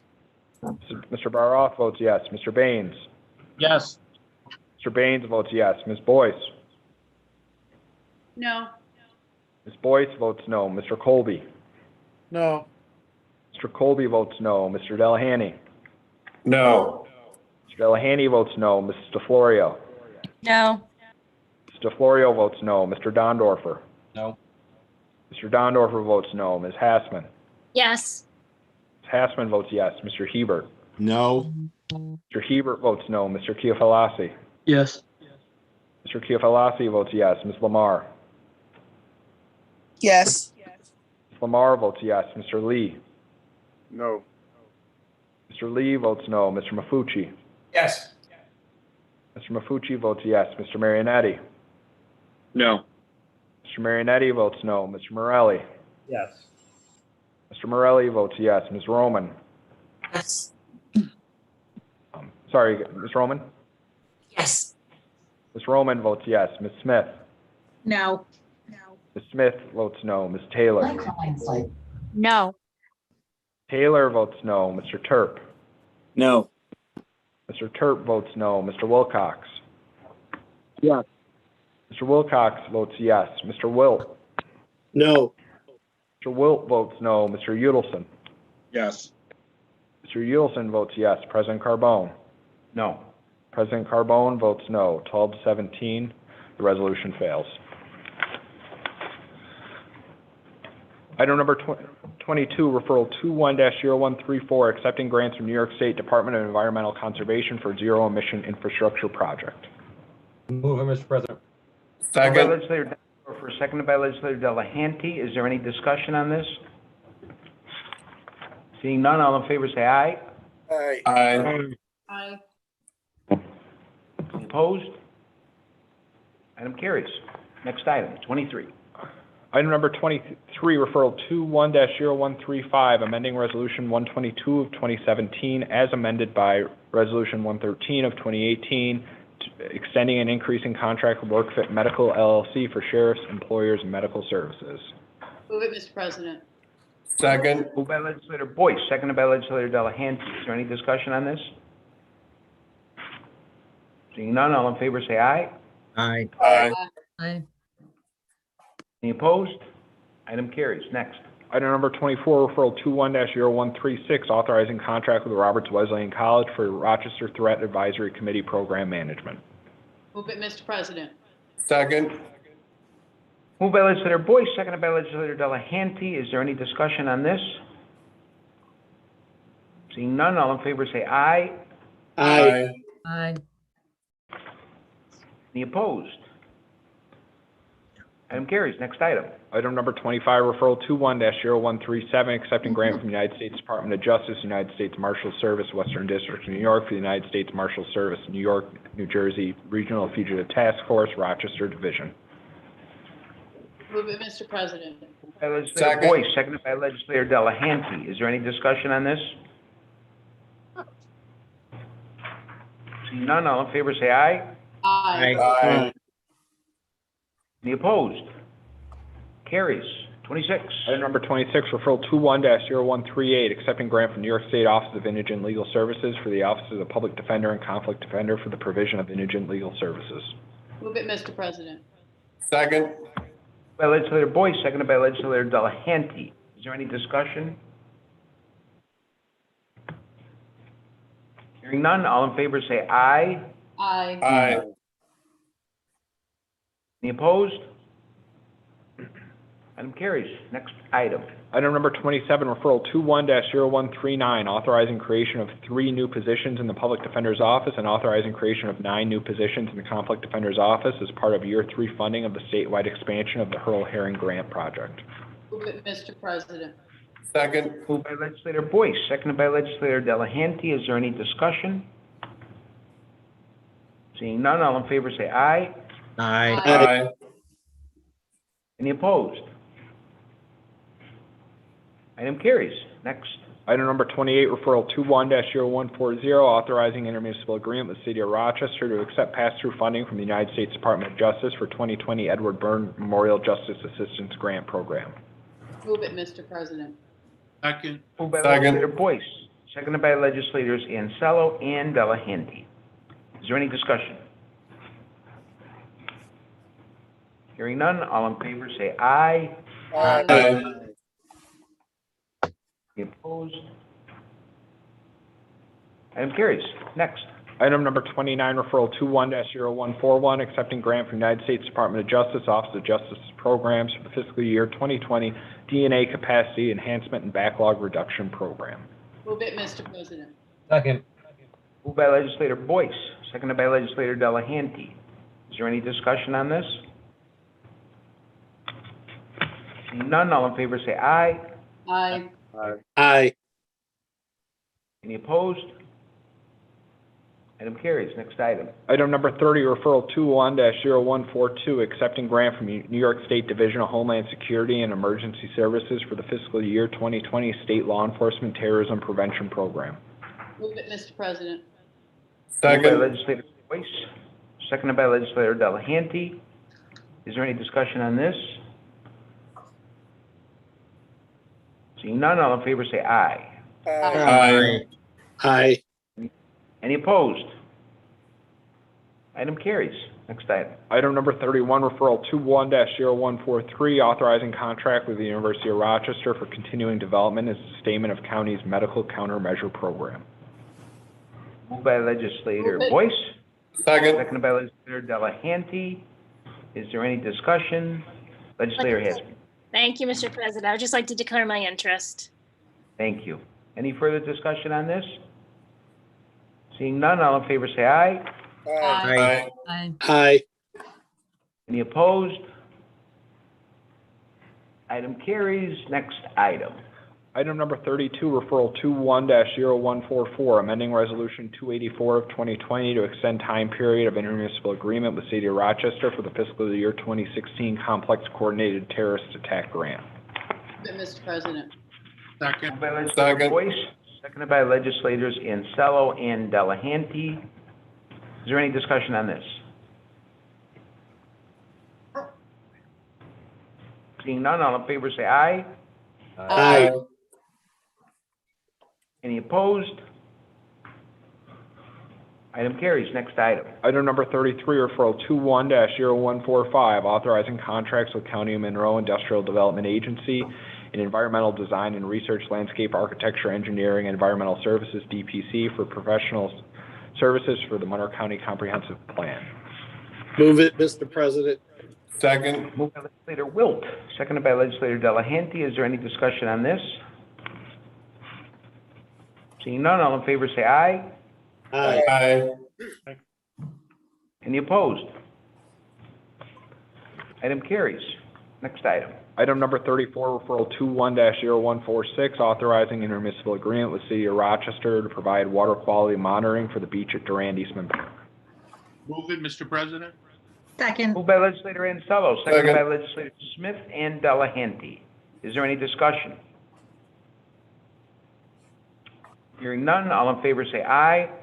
Aye. Aye. Aye. Any opposed? Item carries. Next. Item number 35, referral 21-0147, authorizing contract with Greenman Peterson, Inc. for engineering services. Move it, Mr. President. Second. Moved by legislator Colby, seconded by legislator Delahanty. Is there any discussion on this? Seeing none, all in favor say aye. Aye. Aye. Any opposed? Item carries. Next. Item number 36, referral 21-0147.BR, resolution authorizing the issuance of $400,000 in bonds of the County of Monroe, New York to finance the cost of the expressway lighting rehabilitation central in and for said county at an estimated maximum cost of $400,000 and superseding the bond resolution adopted on December 15th, 2020, resolution number 377 of 2020. Move it, Mr. President. Second. Seconded by legislator Delahanty. Is there any discussion on this? Hearing none, all in favor say aye. Aye. Aye. Aye. Any opposed?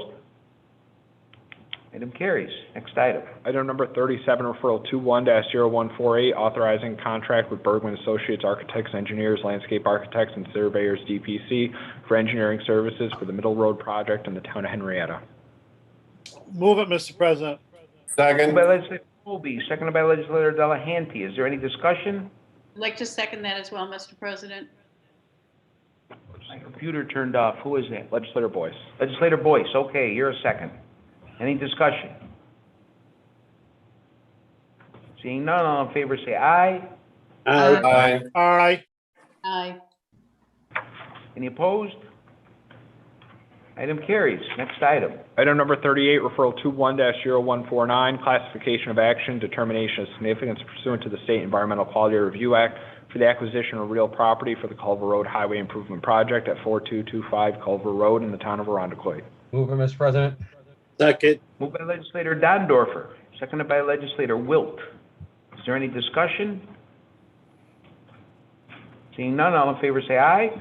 Aye. Aye. Aye. Any opposed? Item carries. Next item. Item number 39, referral 21-0150, authorizing acquisition of interest in real property for Culver Road Highway Improvement Project at 4225 Culver Road in the town of Arundecoit. Move it, Mr. President. Second. Legislator Colby, seconded by legislator Delahanty. Is there any discussion? Seeing none, all in favor say aye. Aye. Aye. Aye. Aye. Any opposed? Any opposed? Item carries. Next item. Item number 40, referral 21-015 on classification of action, determination of significance pursuant to the State Environmental Quality Review Act for the acquisition of real property for the English Road Highway Improvement Project in the town of Greece. Move it, Mr. President. Second. Moved by legislator Dondorfer, seconded by legislator Wilt. Is there any discussion on this? Seeing none, all in favor say aye. Aye. Aye. Aye. Any opposed? Item carries. 41. Item number 41, referral 21-0152, authorize the acquisition of interest in real property for the English Road Highway Improvement Project in the town of Greece. Move it, Mr. President. Moved by Second. legislator Colby, seconded by legislator Delahanty. Is there any discussion on this? Seeing none, all in favor say aye. Aye. Aye. Any opposed? Item carries. Next item. Item number 42, referral 21-0153, authorize a contract with the University of Rochester Medical Center for the medical services for Monroe Community Hospital. Move it, Mr. President. Second. By legislator Smith, seconded by legislator Delahanty. Is there any discussion on this? Legislator Hasman. Legislator Hasman. Thank you, Mr. President. I just wanted to declare my interest. Thank you, legislator Hasman. Any further discussion? Seeing none, all in favor say aye. Aye. Aye. Aye. Any opposed? Item carries. Next. Item number 43, referral 21-0154, amending the 2021-2026 Capital Improvement Program to add a project entitled Energy Improvement Equipment Acquisition. Move it, Mr. President. Second. Moved by legislator Dondorfer, seconded by legislator Delahanty. Is there any discussion? Seeing none, all in favor say aye. Aye. Aye. Aye. Any opposed? Item carries. Next. Item number 44, referral 21-0154.BR, resolution authorizing the issuance of $12,900,000 bonds of the County of Monroe, New York to finance the cost of an energy improvement equipment acquisition project in and for said county at an estimated maximum cost of $12,900,000. Move it, Mr. President. Second. Moved by legislator Dondorfer, seconded by legislator Delahanty. Is there any discussion on this? Seeing none, all in favor say aye. Aye. Aye. Aye. Any opposed? Item carries. Next item.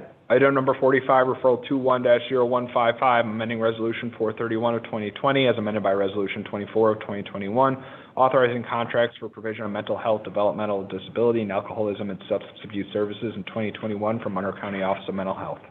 Move it, Mr. President. Moved by legislator Smith, seconded by legislator Delahanty. Is there any discussion? Seeing none, all in favor say aye.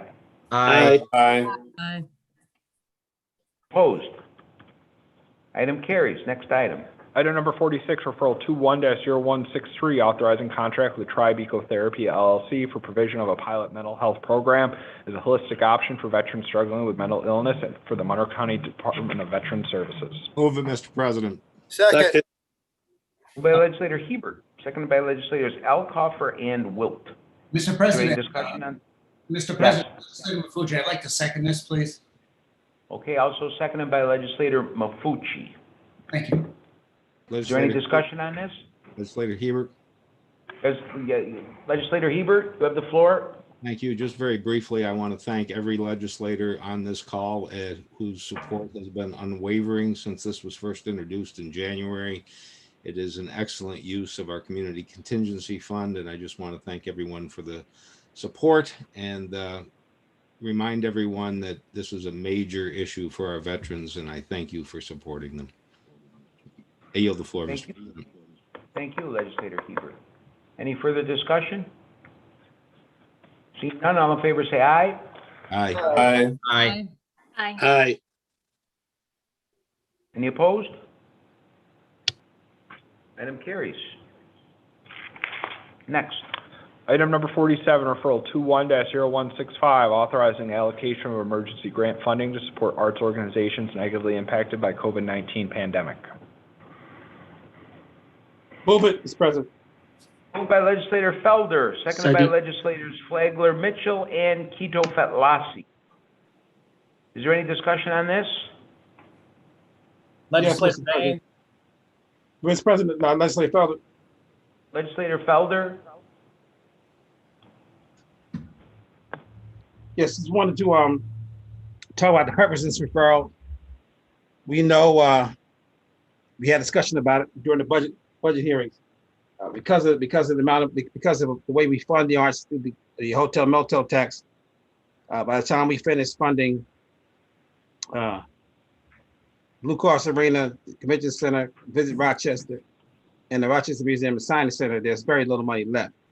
And we've had organizations who've been crying for money for years and needed money for years and have never received any, particularly some of our more ethnic organizations, people like the American Dance Theater, the Avenue Black Box Theater, Legacy Drama House, the Latino Theater League, And we want to make sure that we are being more equitable with our funding. At the same time, we need to, we discussed yesterday that we need to find a way to identify more funding that can be used for the arts in this county, because it's really not fair to have all these organizations who have needs, and some get very little, get pittances, and others get great amounts. Now that may be because of the amount of money that's available.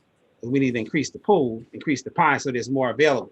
But this is certainly an important piece of legislation to help people get through this pandemic, and also to look toward the future in terms of finding a sustainable program to make sure we can fund the arts in the county. The city newspaper had an article in I think it was December, where they asked the question: we're supposed to be a city of the arts. Why don't we fund them? And I think that's a serious question to be asked. You saw Mr. Cease yesterday, Blue Cease from Rochester Contemporary Art Center, mentioned the fact that per capita, Erie County spends 4 times as much money on the arts as we do, and that's a problem. And so we need to do this now for the short term, but for the long term, we need to make sure we find a sustainable way to fund our arts to the level that they need to be funded. Thank you, Legislator Felder. I think that Legislator Baines wanted the floor, correct, Legislator Baines? Thank you, President Carbone. Through you, Mr. President, to the administration, the referred to motel tax, do we have funds available for the arts at this point?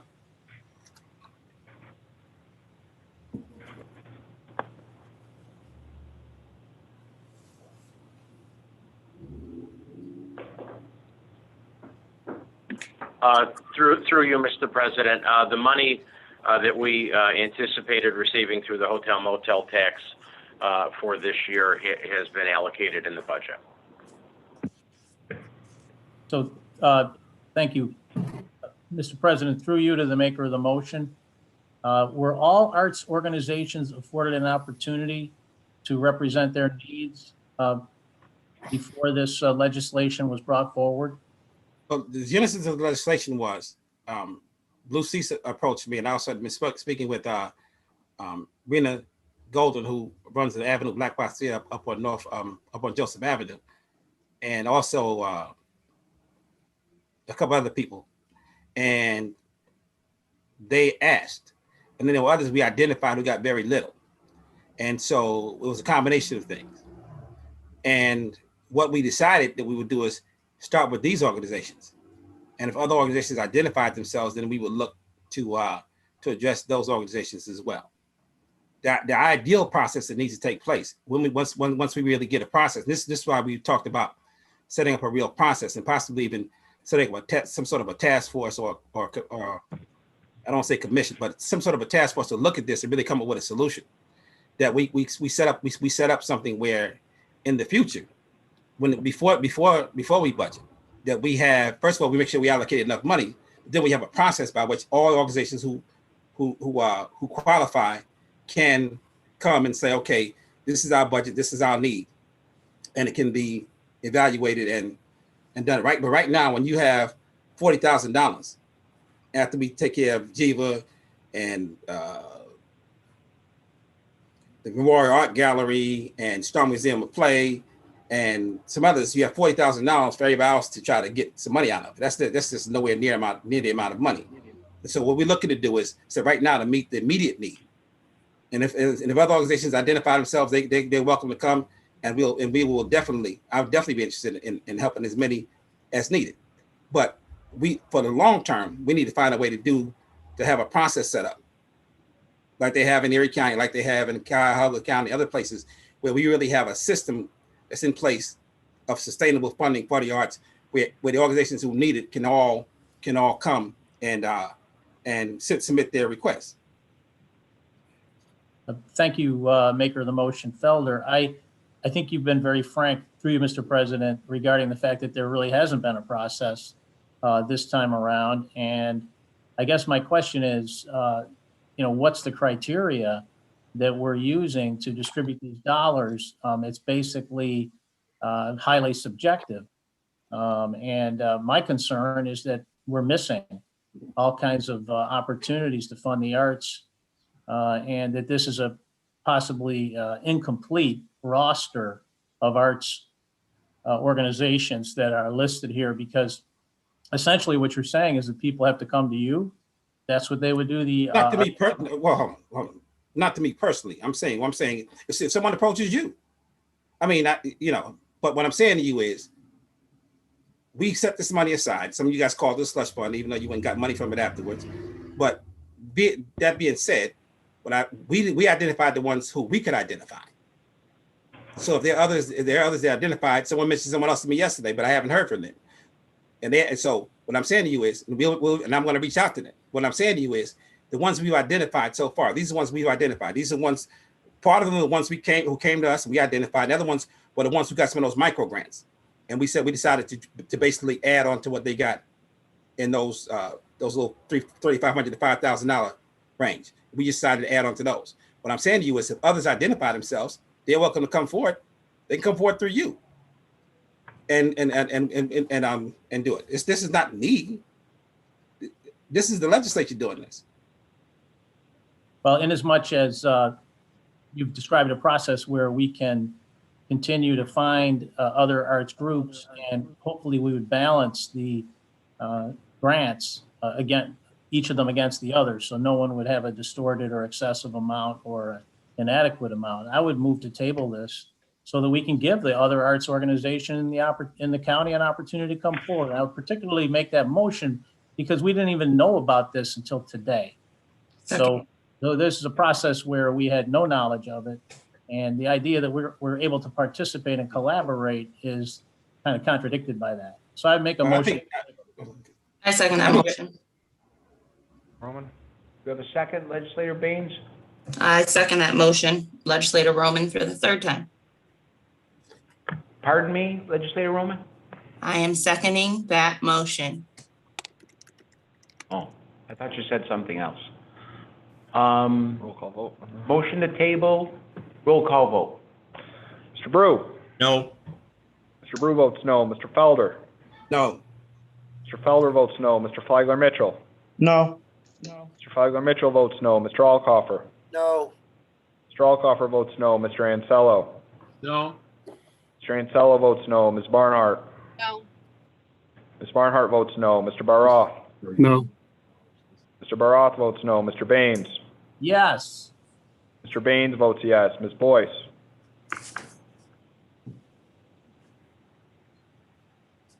Ms. Boyce? No. Ms. Boyce votes no. Mr. Colby? No. Mr. Colby votes no. Mr. Delahanty? No. Mr. Delahanty votes no. Mrs. DeFlorio? No. Mr. DeFlorio votes no. Mr. Dondorfer? No. Mr. Dondorfer votes no. Ms. Hassman? No. Ms. Hassman votes no. Mr. Hebert?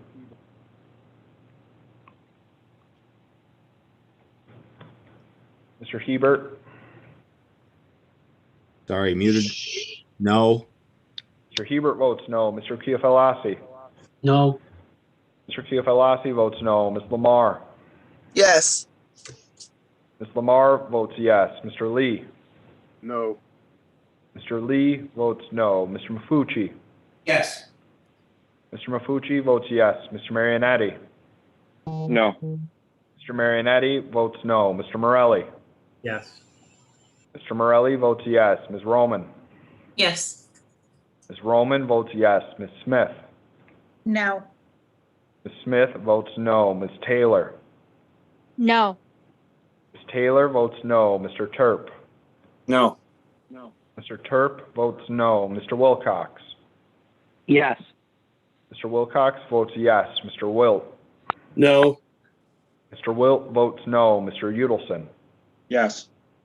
Mr. Udelson votes yes. President Carbone? No. President Carbone votes no. 7-22, the motion to table fails. Legislator Roman? Legislator Roman, you have the floor. Thank you. To the makers of the motion, I'm sorry, to the makers of the piece of legislation, there's I've had several conversations today in regards to this particular piece of legislation. Though many individuals within the arts community are very excited about the opportunity to receive additional funding from Monroe County, there is a serious concern in regards to their outcry for transparency. So what has happened and occurred previously is that there hasn't been an open process for individuals to and organizations to apply for this funding. With that being said, can you share with us who the individuals came to? It was mentioned, you said they came to us, right? So Legislator Felder, you said they came to us and that's how we received this particular list of individuals. Who was involved in the creation of the list for individuals who and organizations who will be receiving this funding? I thought I already answered that question, but it was very vague. You just said us. Vague? Okay, whatever. This back and forth has to go through the president. Excuse me, this back and forth has to go through the president. Yes, sir, Mr. President. I apologize. I was talking to Legislator Roman too. He did it first through the president. As I said before, Lou Cease approached me, and in fact, he spoke at 2 or 3 of our meetings last year about the need to do something more for the arts. He's been very adamant about that for a while. I spoke to other people in the arts community, but particularly him. I said, I've been talking to Rena for a couple of years about trying to get her some to help her, because where she is, she's up on Joseph Avenue, one of the most challenged neighborhoods in the city. You know, shootings and everything else, carjackings, all that going on right outside of her doors. And so they became the genesis. Then we began to look at other organizations. You know, it was mentioned to me that the American Dance Theater, for example, needed help. And I spoke with Lydia Padilla yesterday. She said it was long overdue, and she said some other comments that I'm not going to mention right now, but looking forward to the future because they have never been able to receive funding from the county. And they look, and everybody looks and sees what other people get, and they say, well, we're here too, we get nothing. And so what I'm saying is this is what we have now. It wouldn't make any sense to me to table this now. But we can get these organizations taken care of now. And then if other organizations identify themselves, we just do the same things for them. And to me, it's not a problem. But this is who we've identified so far based on our conversations, based on who we've already seen get the money. I think Garth Bacon Dance only got like $3,500, for example, you know, for all they do in the community. So this was a way to say, okay, look, we've identified these. And if there are others that come along, we have no problem. I would have no problem helping them as well. It doesn't have to come, it doesn't have to be me who makes the referral. But this is who we identified so far. So if Mr. Baines knows someone, Legislator Roman, if you know someone, any other legislation know arts organizations that have that need, identify them and bring it to the legislature. Legislator Mafucci? I think Legislator Roman has the floor. Are you through, Legislator Roman? No, I am not. Through the president, though, those sentiments are noble. We all know what happens and what occurs when, you know, other legislators present things to this governing body. The questions are, you know, very long and tenuous in regards to dollars coming from, you know, the slush fund, if you will. So what kind of vetting has happened and occurred to ensure that there are no ethical concerns to whom is on this particular list? To the president, what do you mean by ethical concerns? So conflicts, are all of these organizations in fact nonprofits? Is that known by this governing body? That has been researched to the president, and yes. Okay, that is. Legislator Mafucci? Thank you, Mr. President. not sure yet how I'm going to vote on this, but here's my concern. This is a matter of urgency, which means it's a take it or leave it now. And just by our discussion so far, a much more appropriate approach would have been to make this a matter of importance, get it into the committees, possibly let other people reach out to organizations and do this the right way. I think everyone likes supporting the arts. They're a big part of our community. But my concern again is the surprise element of this as a matter of urgency, which leaves a little room to vet any of the concerns that have already been expressed. Thank you, Mr. President. Legislator Thank Barnhart. you, Legislator. Legislator Barnhart. Thank you. Through the president to the administration, it's been a long-standing concern, as referenced in the city newspaper article from late last year, about how the hotel motel tax is distributed, and it's not equitable, and not everyone has access to that funding, particularly smaller arts organizations and diverse arts organizations. So I share that concern and have for quite some time. And I think the criticism of the county was fair. My question is, what is the county doing to address some of those concerns? Have talks been occurring? Have you been working with arts organizations? And is there a plan going forward to address some of these inequities?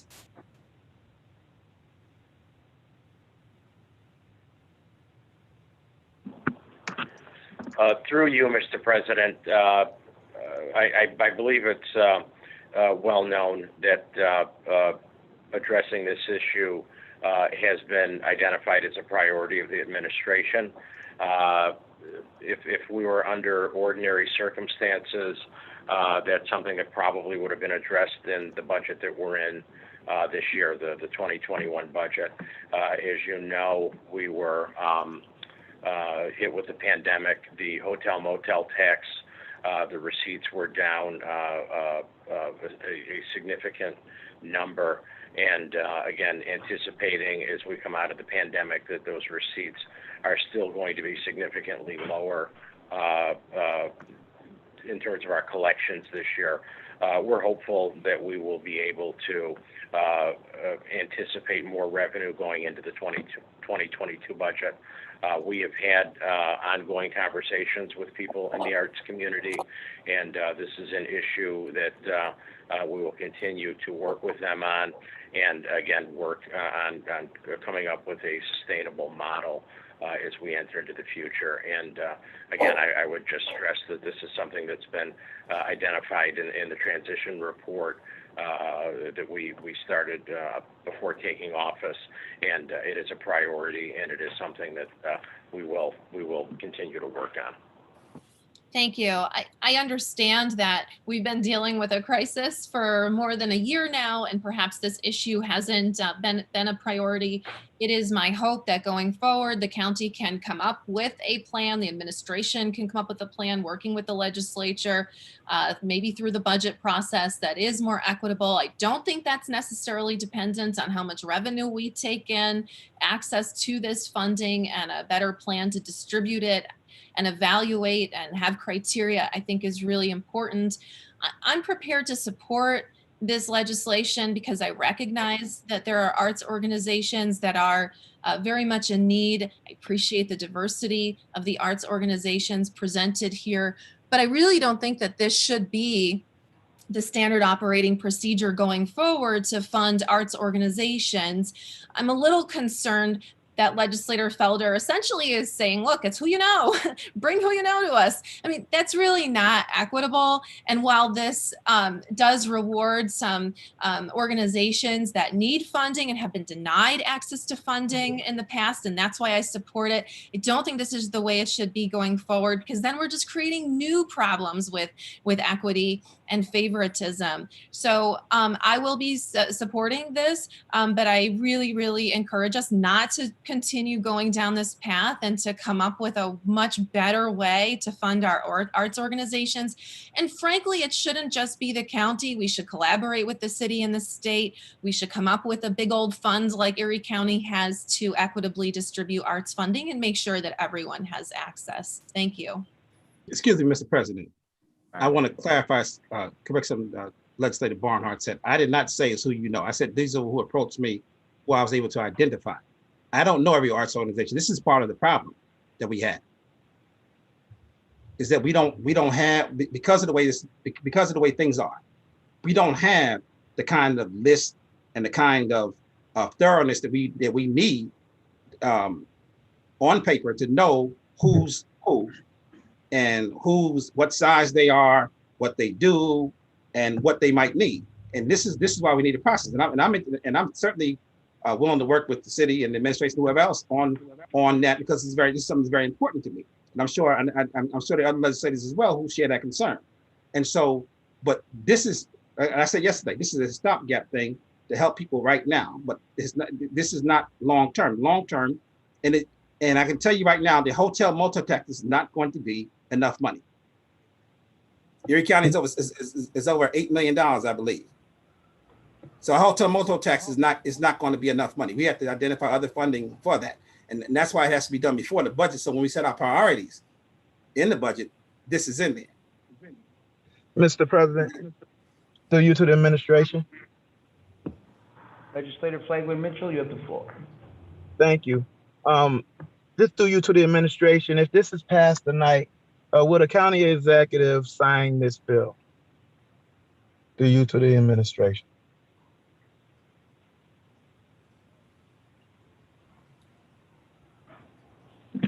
Through you, Mr. President, we would have to review the legislation. I'm not prepared to answer that at this point.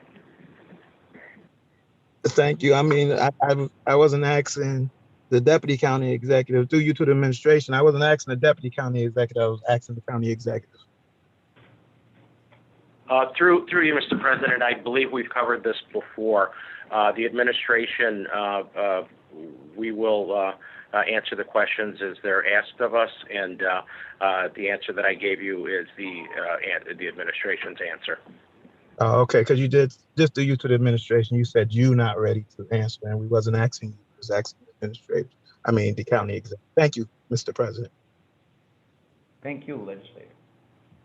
Any further discussion, or can we go to a vote on this? Legislator Hasman. Legislator Hasman.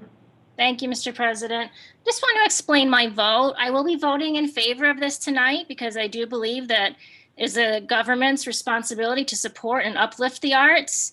They enrich our culture. They make our community stronger. I have serious concerns that there is no evaluation, no process put into who's getting the awards tonight. That said, they are incredibly deserving and in need of these funds, which is why I'm voting yes. But I would encourage all of us in the future to think about how we're going to fund these, whether it's through a committee, through an application process, with some type of evaluation and points, and that process is transparent as possible. Thank you, that's all. Thank you. Legislator Baines. Legislator Baines. I'd like to explain my vote. First place, the arts are not contingencies. The arts are essential. They should be part of the budget. And the use of the contingency fund to fund the arts is indeed a stopgap measure. So because of the process that's been used, and in fact, much of the rationale that I heard tonight convinced me to vote no, because this is not the way government should be doing business. We should be considering giving everyone an opportunity, considering them all, seeing them in balance, and making awards accordingly with criteria and transparency. And for those reasons, I will be voting no. Thank you, Mr. President. Thank you. Legislator Kito Fitlassi. Legislator Kito Fitlassi. I just want to explain my vote. I want to reiterate a lot of my colleagues' comments that our arts community is very important, and there's a lot of potential in the Rochester arts community. And on top of that, just because I love Zoom so much, I want to just show off a little bit of my local arts collection that I've put together over the last few years. So I'm happy to support this legislation. I'm happy to have been a sponsor on this, and I'm just happy that we're addressing and upholding this concern. And I look forward to when we can add on more organizations. Thank you. Thank you. Legislator Brew. Legislator Brew. Yes, thank you, Mr. President. I'd like to explain my vote. You know, I have discussed this with the Black and Asian Caucus, and I applaud them for knowing their neighborhoods and knowing the businesses that are on a serious brink of financial hardship. As we heard the county administration state that there has been a lot of talk up until this time, there really hasn't been much of anything happening, and conveniently blaming it on COVID. Well, guess what? We've got a few legislators here that have stepped up. They're close to their local communities. They know what their needs are. They brought it forward, and I would be happy to support this. And I would also encourage any legislators that are out there, you should be knowing your own communities. And if you know those arts organizations out there, I would encourage everybody to bring those forward to do something similar to what we've seen tonight.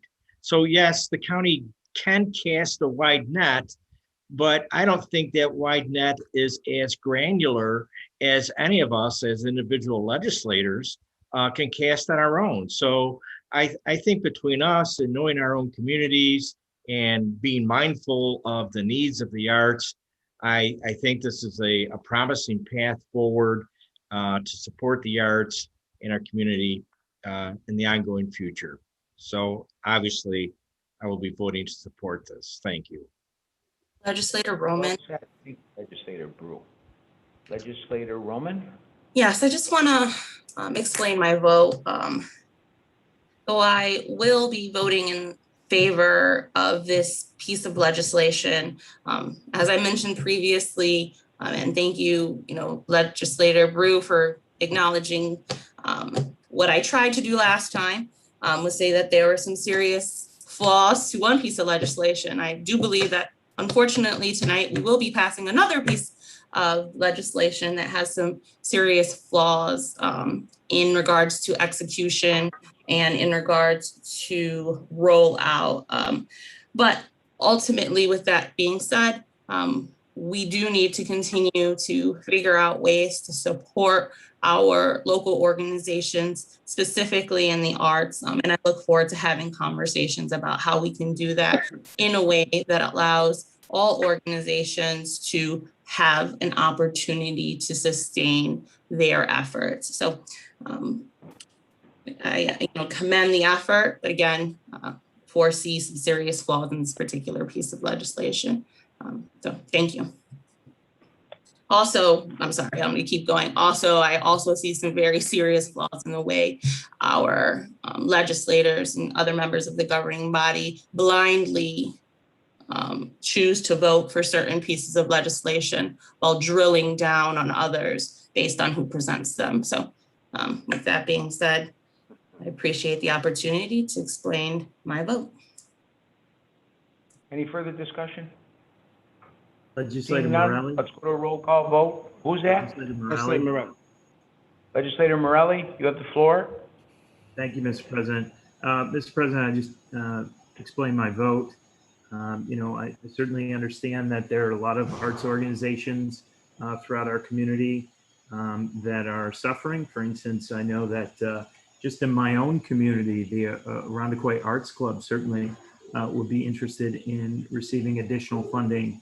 And just the way that this legislation really handpicks and distributes funds is simply not a fair process that gives everyone an opportunity to achieve some of that, those additional dollars. Mr. President, you two being from Irondequoit certainly is hurtful that you didn't give Irondequoit some additional concern when moving this legislation forward. And I'm sure there's other members of the community, other legislators in other districts that are concerned about arts organizations in their neighborhoods. And for instance, places like Parrington or Webster or Chile or Greece that have arts organizations that would certainly be looking for funding. So anytime we play favorites, just doesn't seem to work on behalf of everybody. So for that reason, I will be voting no. Thank you, Mr. President. Mr. President, I want to say this for the third time. This was not a hand-picked list. This was who we were able to identify. the organizations that we funded in this legislation that I don't even know. People I don't even know. So let's be very clear. This is not, oh, just you're my friend, come let me give you some money. And I really take great offense to that mischaracterization of what happened. And so you just be very clear. And I say it again, that's why we created this fund. If legislators know of others like the Ironic Arts or somewhere or anywhere else, then write a referral. I mean, to me, it doesn't make sense for us to be going back and forth saying and trying to cast aspersions on legislation when all of us have the same opportunity. We created this $2.5 million fund. People call it a slush fund, but one of the first people to get it got it. But Legislator Rome was one of the first people to write a referral to get money from it. We didn't shoot it down just because it came from her. So this idea that that's what this is for, and I think rather than trying to cast aspersions on this legislation, if you have, like I said before, if there are others out there that you've identified who need the funding, write a referral and get them some money. That's what the fund is for. That's why we created it. But I'd like to propose an amendment. Legislator Felder, I'd like to propose an amendment to this referral. I'd like to put the Arundequoit Arts Club on for $5,000. Do I have a second for that? Second, Legislator Morelli, second. Legislator Mitchell. I second it too. Anybody else? All in favor of the amendment? Aye. Aye. No. Who said no? I did. Legislator Bain. Is there anybody besides Legislator Baines, or do we have to go to a roll call vote? Legislator Mafucci's a no. Okay, 2 noes, Mafucci and Baines. Amendment passes. Back to the original referral. Any further discussion? Legislator Udelson. Yeah, Legislator Udelson. Thank you, Mr. President. Through you, I would just like to say that, this is an issue where, as I listen to my colleagues, I see sincere and strong beliefs that I want to believe are totally sincere. This is a body that has had trouble, in my opinion, not having things all be couched in politics, and it feels the same here. We just found out about this today. I understand these organizations are in great need, and I support all of them, but the comments by Legislator Felder that some of the groups he wasn't even familiar with make me wonder about the process for putting this together. It seems like with all the talent that makes up this legislature, that as the need was brought to us, that we could have quickly worked with the administration to come up with more of a comprehensive list that would address the problem systematically. And as you say, that's part of what the fund is for. So although I am a big supporter of the arts and would support all of these organizations, and we went through a process that was a little more thought out, I have to vote no on it as it is. Thank you, Mr. President. Thank you. Mr. President, before I'm having one question, one more comment to call the question. When I said I didn't know, for example, I'm not familiar with the Rochester City Ballet, but I know they're a legitimate organization, so I don't need to be familiar with them to know that they're legitimate. So it wasn't like we just threw names in a hat and pulled them out. But with that, I'd like to move the question. Second. A second? I second. Roll call vote. On the motion to move the question, Mr. Brew. Yes. Mr. Brew votes yes. Mr. Felder. Yes. Mr. Felder votes yes. Mr. Flagler Mitchell. Yes. Mr. Flagler Mitchell votes yes. Mr. Alcoffer. Yes. Mr. Alcoffer votes yes. Mr. Ansello. Yes. Mr. Ansello votes yes. Ms. Barnhart. Yes. Ms. Barnhart votes yes. Mr. Baroff. Yes. Mr. Baroff votes yes. Mr. Baines. Yes. Mr. Baines votes yes. Ms. Boyce. Yes. Ms. Boyce votes yes. Mr. Colby. Yes. Mr. Colby votes yes. Mr. Delahanty.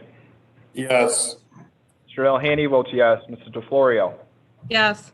Mrs. DeFlorio votes yes. Mr. Dondorfer. Yes. Mr. Dondorfer votes yes. Ms. Hassman. Yes. Ms. Hassman votes yes. Mr. Hebert. Yes. Mr. Hebert votes yes. Mr. Chiafalasi. Yes. Mr. Chiafalasi votes yes. Ms. Lamar. Yes. Ms. Lamar votes yes. Mr. Lee? Yes. Mr. Lee votes yes. Mr. Mafucci? Yes. Mr. Mafucci votes yes. Mr. Marionetti? Yes. Mr. Marionetti votes yes. Mr. Morelli? No. Mr. Morelli votes no. Ms. Roman? Yes. Mr. Roman votes yes. Ms. Smith? Yes. Ms. Smith votes yes. Ms. Taylor? Yes. Ms. Taylor votes yes. Mr. Turp? Yes. Mr. Turp votes yes. Mr. Wilcox? Yes. Mr. Wilcox votes yes. Mr. Wilt? Yes. Mr. Wilt votes yes. Mr. Udelson? Yes. Mr. Udelson votes yes. President Carbone? Yes. President Carbone votes yes, 28-1. The motion to move the question is adopted. On the main motion as amended, Mr. Brew? Yes. Mr. Brew votes yes. Mr. Felder? Yes. Mr. Felder votes yes. Mr. Flagler Mitchell? Yes. Mr. Flagler Mitchell votes yes. Mr. Alcoffer? Yes. Mr. Alcoffer votes yes. Mr. Ansello? Yes. Mr. Ansello votes yes. Ms. Barnhart? Yes. Ms. Barnhart votes yes. Mr. Baroff? Yes. Mr. Baroff votes yes. Mr. Baines? No. Mr. Baines votes no. Ms. Boyce? Yes. Ms. Boyce votes yes. Mr. Colby? Yes. Mr. Colby votes yes. Mr. Delahanty? Yes. Mr. Delahanty votes yes. Mrs. DeFlorio? Yes. Mrs. DeFlorio votes yes. Mr. Dondorfer? Yes. Mr. Dondorfer votes yes. Ms. Hassman? Yes. Ms. Hassman votes yes. Mr. Hebert? Yes. Mr. Hebert votes yes. Mr. Kiofelasi? Yes. Mr. Kiofelasi votes yes. Ms. Lamar? Yes. Ms. Lamar votes yes. Mr. Lee? Yes. Mr. Lee votes yes. Mr. Mafucci? No. Mr. Mafucci votes no. Mr. Marionetti? Yes. Mr. Marionetti votes yes. Mr. Morelli? Yes. Mr. Morelli votes yes. Ms. Roman? Yes. Ms. Roman votes yes. Ms. Smith? Yes. Ms. Smith votes yes. Ms. Taylor? Yes. Ms. Taylor votes yes. Mr. Turp? Yes. Mr. Turp votes yes. Mr. Wilcox? Yes. Mr. Wilcox votes yes. Mr. Wilt? Yes. Mr. Wilt votes yes. Mr. Udelson? No. Mr. Udelson votes no. President Carbone? Yes. President Carbone votes yes, 26-3. The resolution is adopted as amended. Okay. Next item. 48. Item number 48, referral 21-0166, amending resolution 134 of 2020 entitled accepting grant from United States Treasury for Coronavirus Aid, Relief, and Economic Securities Act for provision of additional legislative fiscal oversight. Move it, Mr. President. Moved by legislator Hebert and seconded by legislator Delahanty. Is there any discussion on this? Legislator Hebert. Legislator Hebert, you have the floor. Thank you, Mr. President. By way of explaining the referral and my vote, in early 2020, this body approved an administration referral giving broad discretion to County Executive Bello for how to use CARES Act funding from the federal government to address the COVID pandemic. This totaled almost $130 million, which represents roughly 10% of the past county budget. That is the budget we passed in December of 2019. Of 2020 rather.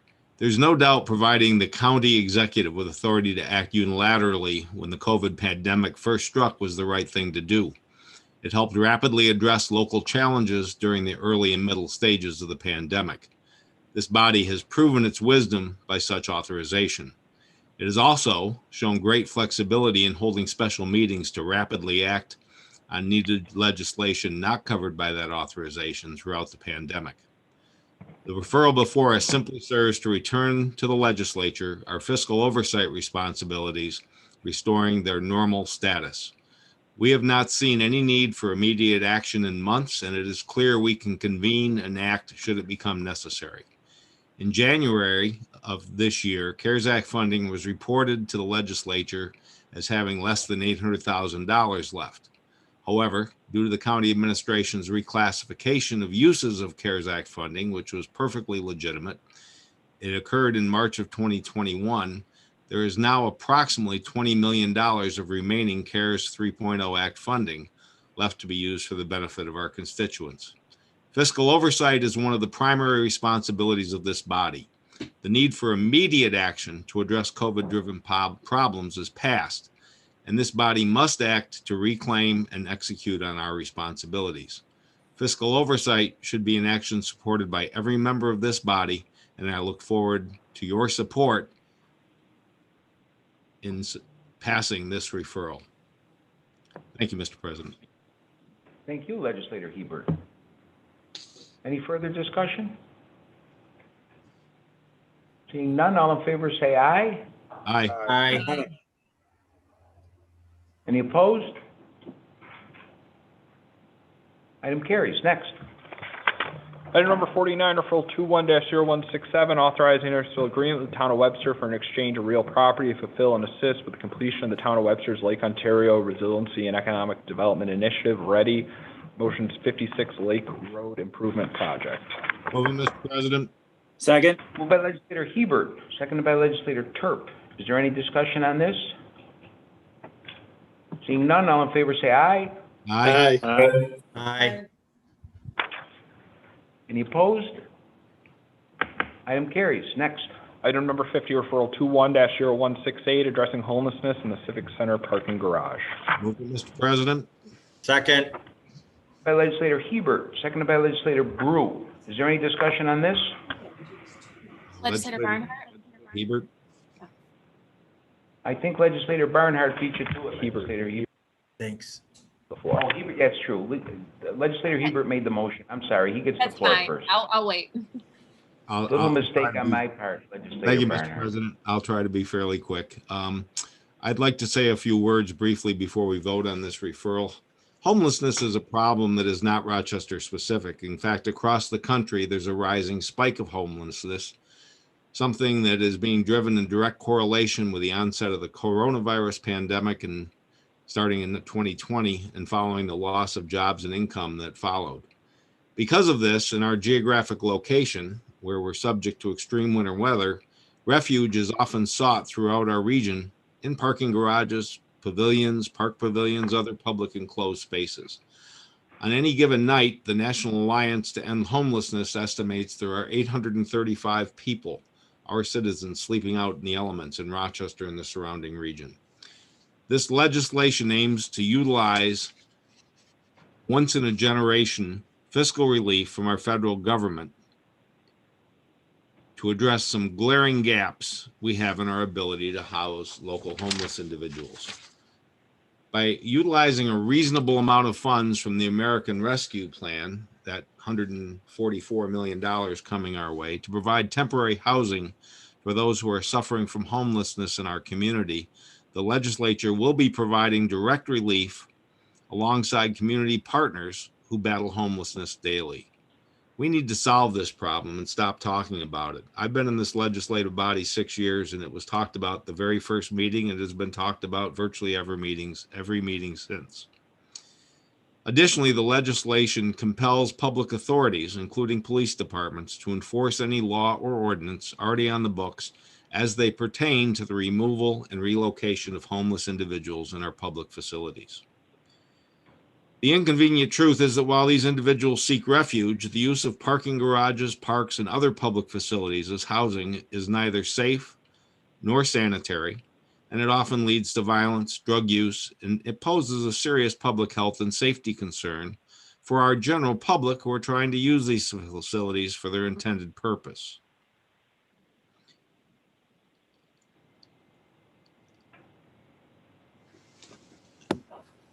I hope this honorable body will join me in voting in favor of this legislation, as the need for relief for homeless individuals and the obligation to ensure the safety and cleanliness of our public facilities is a bipartisan issue we should all be in agreement upon. And if I may explain my pause, I had eye surgery yesterday and had a momentary vision problem. Thank you, Mr. President. Thank you, Legislator Hebert. Legislator Barnhart. Thank you. Through the president to the administration, can you discuss what is being done by the county for the individuals in the garage?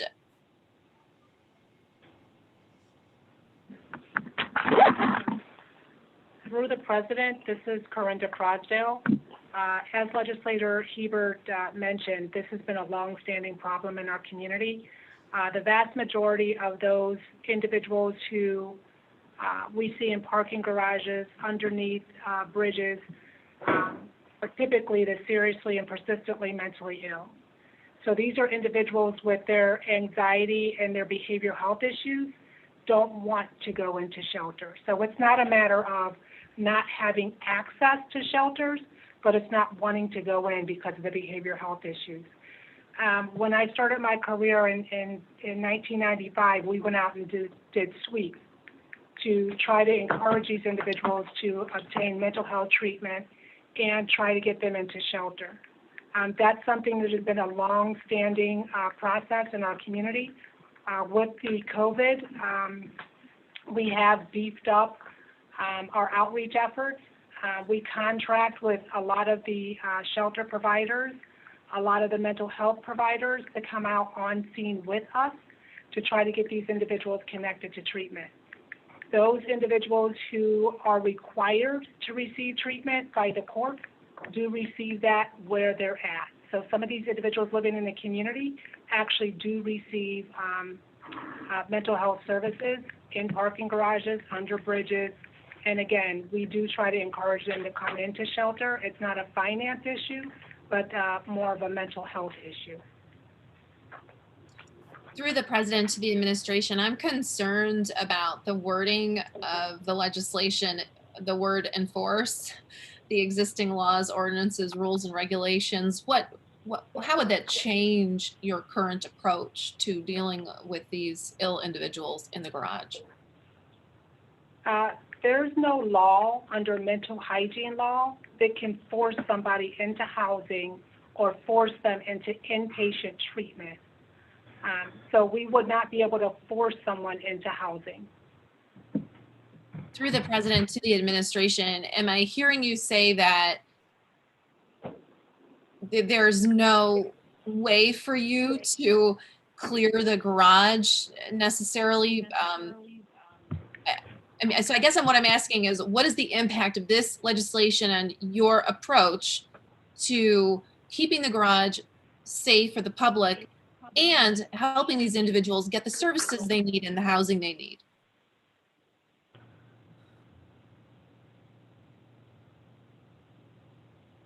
Would it change anything that you're doing?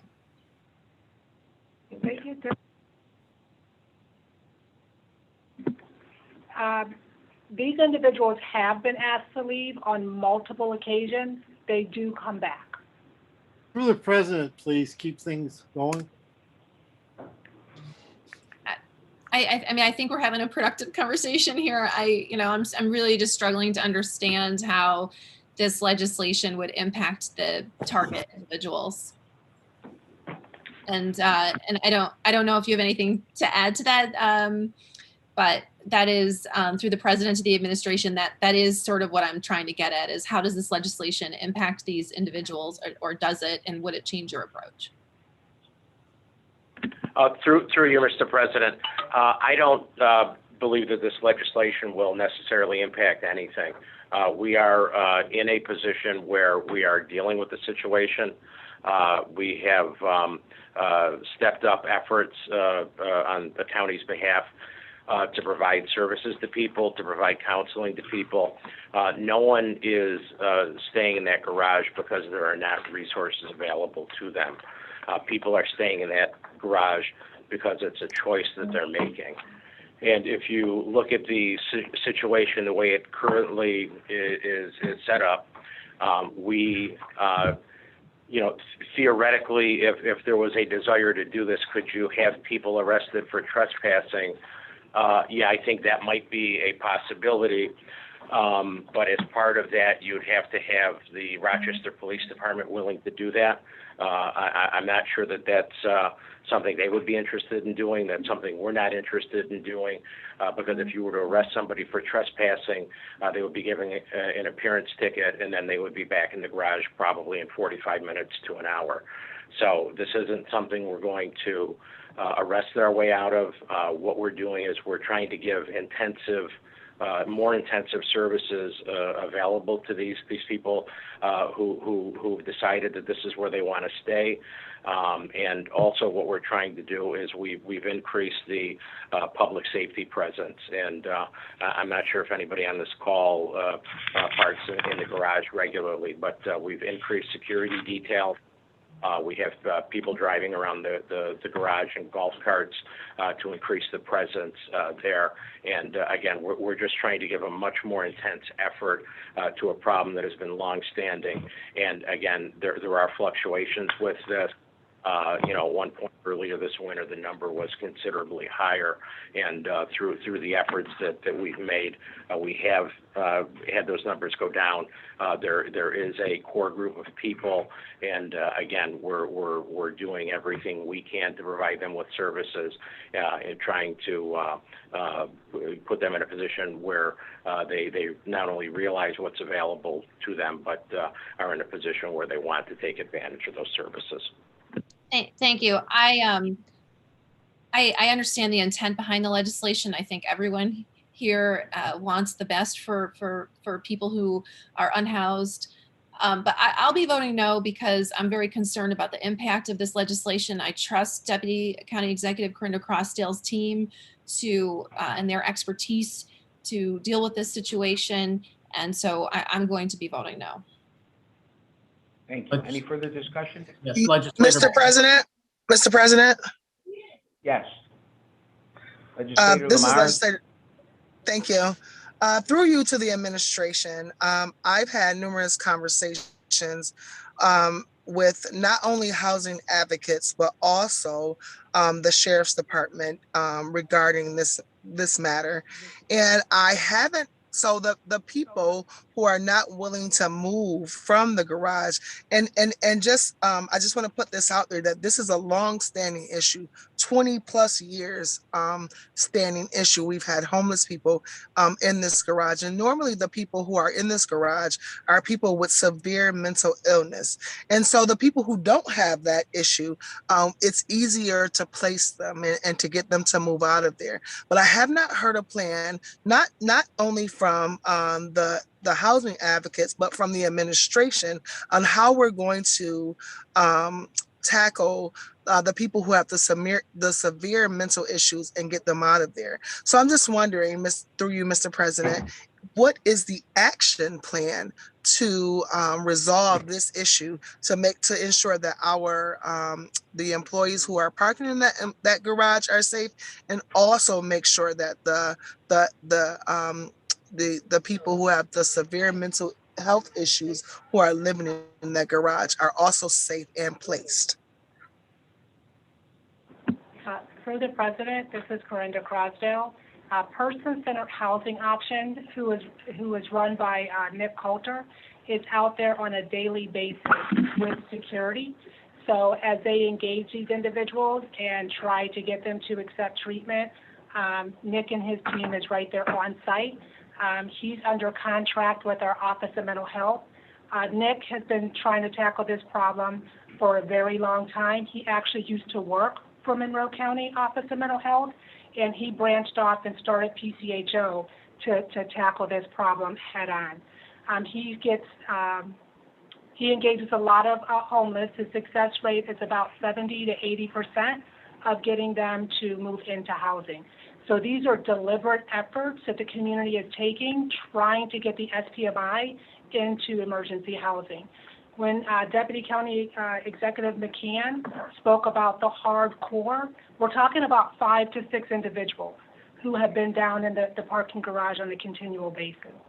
We did see an uptick when everything shut down, including some of our low threshold shelters within the parking garage.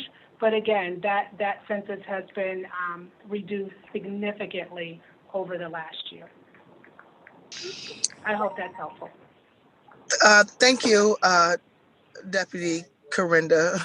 That's who I've actually been speaking to, is Nick from PCHO, and he has expressed his concerned about those 5 or 6 people who are severely mental ill or severely have mental illnesses who haven't been able to move out of there. And I just want to make sure that we are not going in there to not waste resources, but waste resources arresting them for them to be out 45 minutes later. And I just haven't heard a plan on how we deal with the community who has severe mental illnesses. And so I just want to make sure that we are not over policing the mental health community, and we are making sure that our homeless community also have a place to go or resources to tap into when we do move them out of the garage. Legislator Mafucci? I'm not sure, Legislator Lamar, are you through? I was just going to say, yes, I am through. Thank you. Okay, Legislator Mafucci. Thank you, Mr. President. Once again, this is an urgent matter of urgency. So it's take it or leave it. No chance to really refer this to committee to talk about the issues. There've been plenty already talked about tonight, where you can bring experts in, help us understand what really needs to happen, so we help people and don't exacerbate the problem.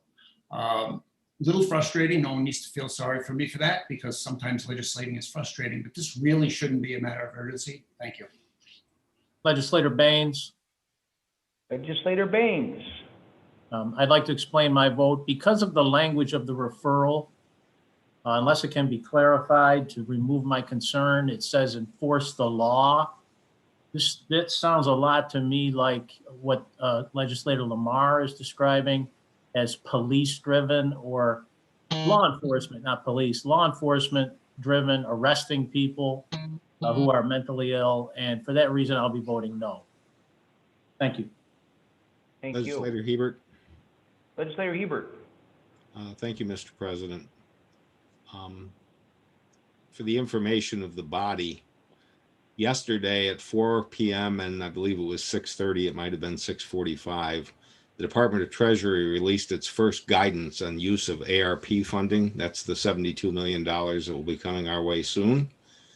And along with that, it released a fair amount of guidance that was rather broad and general, but simultaneously somewhat explicit and detailed. Addressing homelessness is one of the expectations that the federal government had when it passed this ARP Funding Act. And the Democratic majority in the U.S. Senate and the U.S. House and our Democratic president felt that there were unique and creative ways that this funding could help provide. And I am suggesting that we probably are all used to thinking of the things we've done for 20 years.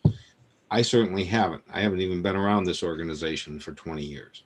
But I believe that we have had 2 dozen, 3 dozen different speakers come into the legislative body in my 6 years who have had suggestions and demanded action. And I believe we finally have an opportunity to take such action. And that's why I supported and kind of drove this referral. And I would encourage us to pass it, even if nobody knows what to do right this very second. We got a lot of smart people in this town. We got a lot of great nonprofits. We got a lot of great county workers. Give them a chance. Thank you, sir. Legislator DeFlorio. Legislator DeFlorio, you have the floor. Thank you. I also, I guess, have a comment or an explanation with regard to my vote. I brought my scouts down to a county legislature meeting probably 8 or 10 years ago when this issue was being discussed. We've been discussing this issue ever since then. So we've had plenty of talk, but we've not had any action. And I agree with Legislator Hebert in the sense that we're in a unique position right now to legislate action. So I do support this effort and agree that it's time to take some action. We've had lots of ideas. We've had lots of talking. So I personally don't feel like just letting people live in subpar environments in a civic center garage, because it's kind of the best we can do, is acceptable. And with that, I yield the floor. Legislator Roman? Legislator Boyce. Legislator Roman? Legislator Roman? Yes, I move to table this piece of legislation. It seems that there is a lot of research and possible conversation that should happen and occur. We also know that this American ARP funding is the timeline isn't as short as our CARES Act funding. So I believe we should do our due diligence, ensure an accurate timeline and plan to ensure that we are not exacerbating the issue and the concern. Some of the individuals that are in the garage might be veterans, might be individuals that, you know, could be our own parents. And I think a lot of the legislators and a lot of the individuals that I've spoken to in regards to the concern, the individuals in the garage are afraid of over-policing happening and occurring to the homeless individuals in the garage. So I think I'd like to motion to table this particular piece of legislation based on the fact that there is just not enough information. Second. Second. Who seconded that? Baines. Legislator Hasman. Legislator Baines, Legislator Hasman, Legislator second, Baines, Hasman, and Mafucci. On the motion to table, Mr. Brew? No. Mr. Brew votes no. Mr. Felder? Yes.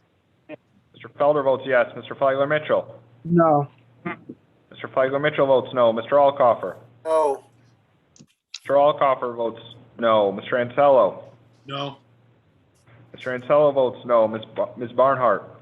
Yes. Ms. Barnhart votes yes. Mr. Baroff? Yes. Mr. Baroff votes yes. Mr. Baines? Yes. Mr. Baines votes yes. Ms. Boyce? No. Ms. Boyce votes no. Mr. Colby? No. Mr. Colby votes no. Mr. Delahanty? No. Mr. Delahanty votes no. Mrs. DeFlorio? No. Mrs. DeFlorio votes no. Mr. Dondorfer? No. Mr. Dondorfer votes no. Ms. Hassman? Yes.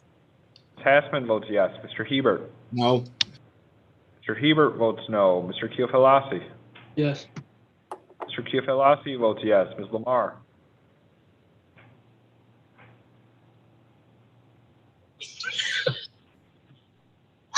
Ms. Lamar? I am. Yes. Ms. Lamar? Ms. Lamar votes Yes. yes. Mr. Lee? No. Mr. Lee votes no. Mr. Mafucci? Yes. Mr. Mafucci votes yes. Mr. Marionetti? No. Mr. Marionetti votes no. Mr. Morelli? Yes. Mr. Morelli votes yes. Ms. Roman? Yes. Ms. Roman votes yes. Ms. Smith? No. Ms. Smith votes no. Ms. Taylor? No. Ms. Taylor votes no. Mr. Turp? No. Mr. Turp votes no. Mr. Wilcox? Yes. Mr. Wilcox votes yes. Mr. Wilt? No. Mr. Wilt votes no. Mr. Udelson? Yes. Mr. Udelson votes yes. President Carbone? No. President Carbone votes no. 12 to 17, the motion to table fails. That's the original referral. Any further discussion? Legislator Udelson? Call the question. I think I had the floor. Legislator Udelson? Go ahead, Legislator Udelson. Thank you, Mr. President. I just want to quickly cite not one, but two things said by my colleague, Legislator Hebert. He mentioned that this has been an issue as long as he's been in the legislature. Legislator DeFlorio also mentioned that. And so now, although the previous administration did not address it, we have an administration who is trying to. And the other thing that he mentioned is that we have a lot of talented people in the county, and let's let them do their job. And we've heard from Deputy County Executive Crossdale about the work they are doing. They've been working on this for quite a while. And I'm in favor of letting them do that. I am concerned that the wording, which mentions enforcement, could lead us to trying to arrest our way out of it. And I think most of us would agree that's not really the best course of action. Thank you, Mr. President. Thank you. Mr. Go to President. roll call vote. Yes? Oh, that's fine. I was going to call for the question. Okay. I appreciate that, but I don't think it's necessary. Is there any further discussion? Yes, Mr. Roll President. call vote. Oh, we have, Legislator Hasman, okay, let's go back to Legislator Colby. You call the question. Do I have a second to call the question? Okay, roll call vote. Who was the second? Flagler Mitchell. Legislator Flagler Mitchell. Mr. Brew? Yes. Mr. Brew votes yes. Mr. Felder? No. Mr. Felder votes no. Mr. Flagler Mitchell? Yeah. Mr. Flagler Mitchell votes yes. Mr. Alcoffer? Yes. Mr. Alcoffer votes yes. Mr. Ansello? Yes. Mr. Ansello votes yes. Ms. Barnhart? No. Ms. Barnhart votes no. Mr. Baroff? Clarify, this is calling the question, right? Yes, Yes. that is a motion to call Okay, the then question. I'm a no. Mr. Baroff votes no. Mr. Baines? No. Mr. Baines votes no. Ms. Boyce?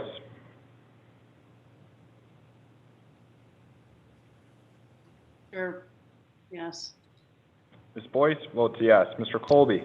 Yes. Mr. Colby votes yes. Mr. Delahanty? Yes.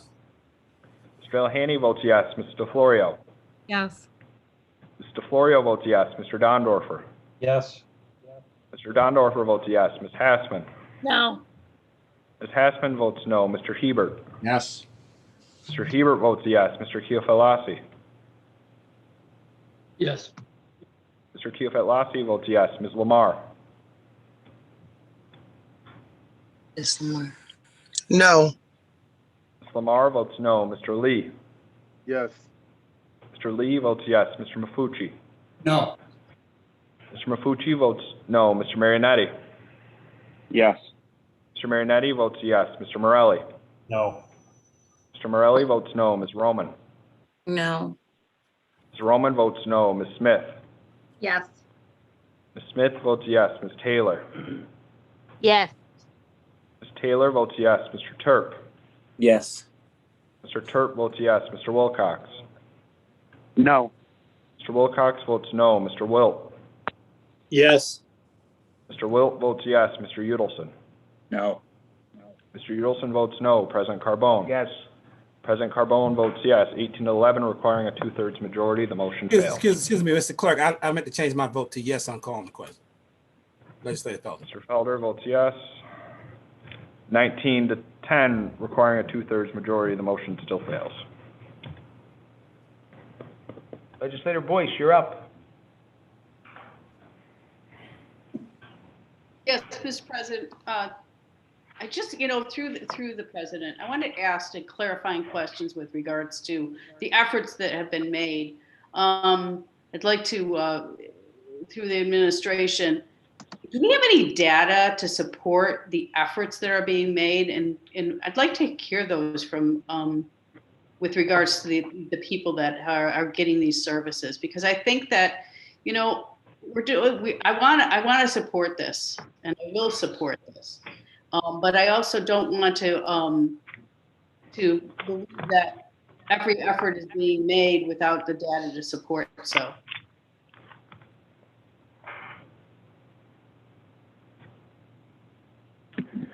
Through you, Mr. President, we do not have any data with us this evening. We only saw this referral a couple hours before the meeting. Okay, so that would be helpful. I mean, because Mr. McCann, through the president, you made the statement that you've made these efforts, and you have made numerous efforts. So I think with making those remarks, that you should have the data to support such remarks. And Mr. Udelson made this remark that nothing's been done about this for years. Well, I can testify to the fact that that efforts have been made under the several administrations, and I don't think that there's a quick answer to this. But I think that if we have this funding to support this to try to help these people that may be your victims of trauma and PTSD that need the support. I think that, we can develop a promising way of helping these individuals. I also have gotten requests from legislators from other individuals that have to park there on a regular basis. And I think that we have to be concerned about people's safety. I know that a lot of these people, they have serious mental health issues, probably are not aware of what they're doing and how they're hurting other people by their actions, being aggressive, and feeling like there's definitely instilling fear in people that are down and have to be there every day. So I want to thank Legislator Hebert for bringing this forward. I'm very supportive of this, and I hope that we can, as a community, help those individuals to find what they need in services. Thank you, Legislator Boyce. Well said. Any further discussion? Mr. President, Yes. I would like to second that with Mr. Ebert. And the reason for that is that I see the complexity of this particular issue. And I've been around for many administrations as well. And there's no real answer to this. And it's going to be a case by case and a situation by situation way that we have to go about dealing with this. So I would definitely like to second this as well. Thank you. Any further discussion? Hearing none, we'll go to roll call vote. Mr. Clerk. On the resolution, Mr. Brew. Yes. Mr. Brew votes yes. Mr. Felder. No. Mr. Felder votes no. Mr. Flagler Mitchell. Yes. Mr. Flagler Mitchell votes yes. Mr. Alcoffer. Yes. Mr. Alcoffer votes yes. Mr. Ansello. Yes. Mr. Ansello votes yes. Ms. Barnhart. No. Barnhart votes no. Mr. Baroff. No. Mr. Baroff votes no. Mr. Baines. No. Mr. Baines votes no. Ms. Boyce. Yes. Ms. Boyce votes yes. Mr. Colby. Yes. Mr. Colby votes yes. Mr. Delahanty. Yes. Mr. Delahanty votes yes. Ms. DeFlorio. Yes. Ms. DeFlorio votes yes. Mr. Dondorfer. Yes. Mr. Dondorfer votes yes. Ms. Hassman. No. Ms. Hassman votes no. Mr. Hebert. Yes. Mr. Hebert votes yes. Mr. Teofilasi. No. Mr. Teofilasi votes no. Ms. Lamar. Yes. Ms. Lamar votes yes. Mr. Lee. Yes. Mr. Lee votes yes. Mr. Mafucci. No. Mr. Mafucci votes no. Mr. Marionetti. Yes. Mr. Marionetti votes yes. Mr. Morelli. No. Mr. Morelli votes no. Ms. Roman. No. Ms. Roman votes no. Ms. Smith. Yes. Ms. Smith votes yes. Ms. Taylor.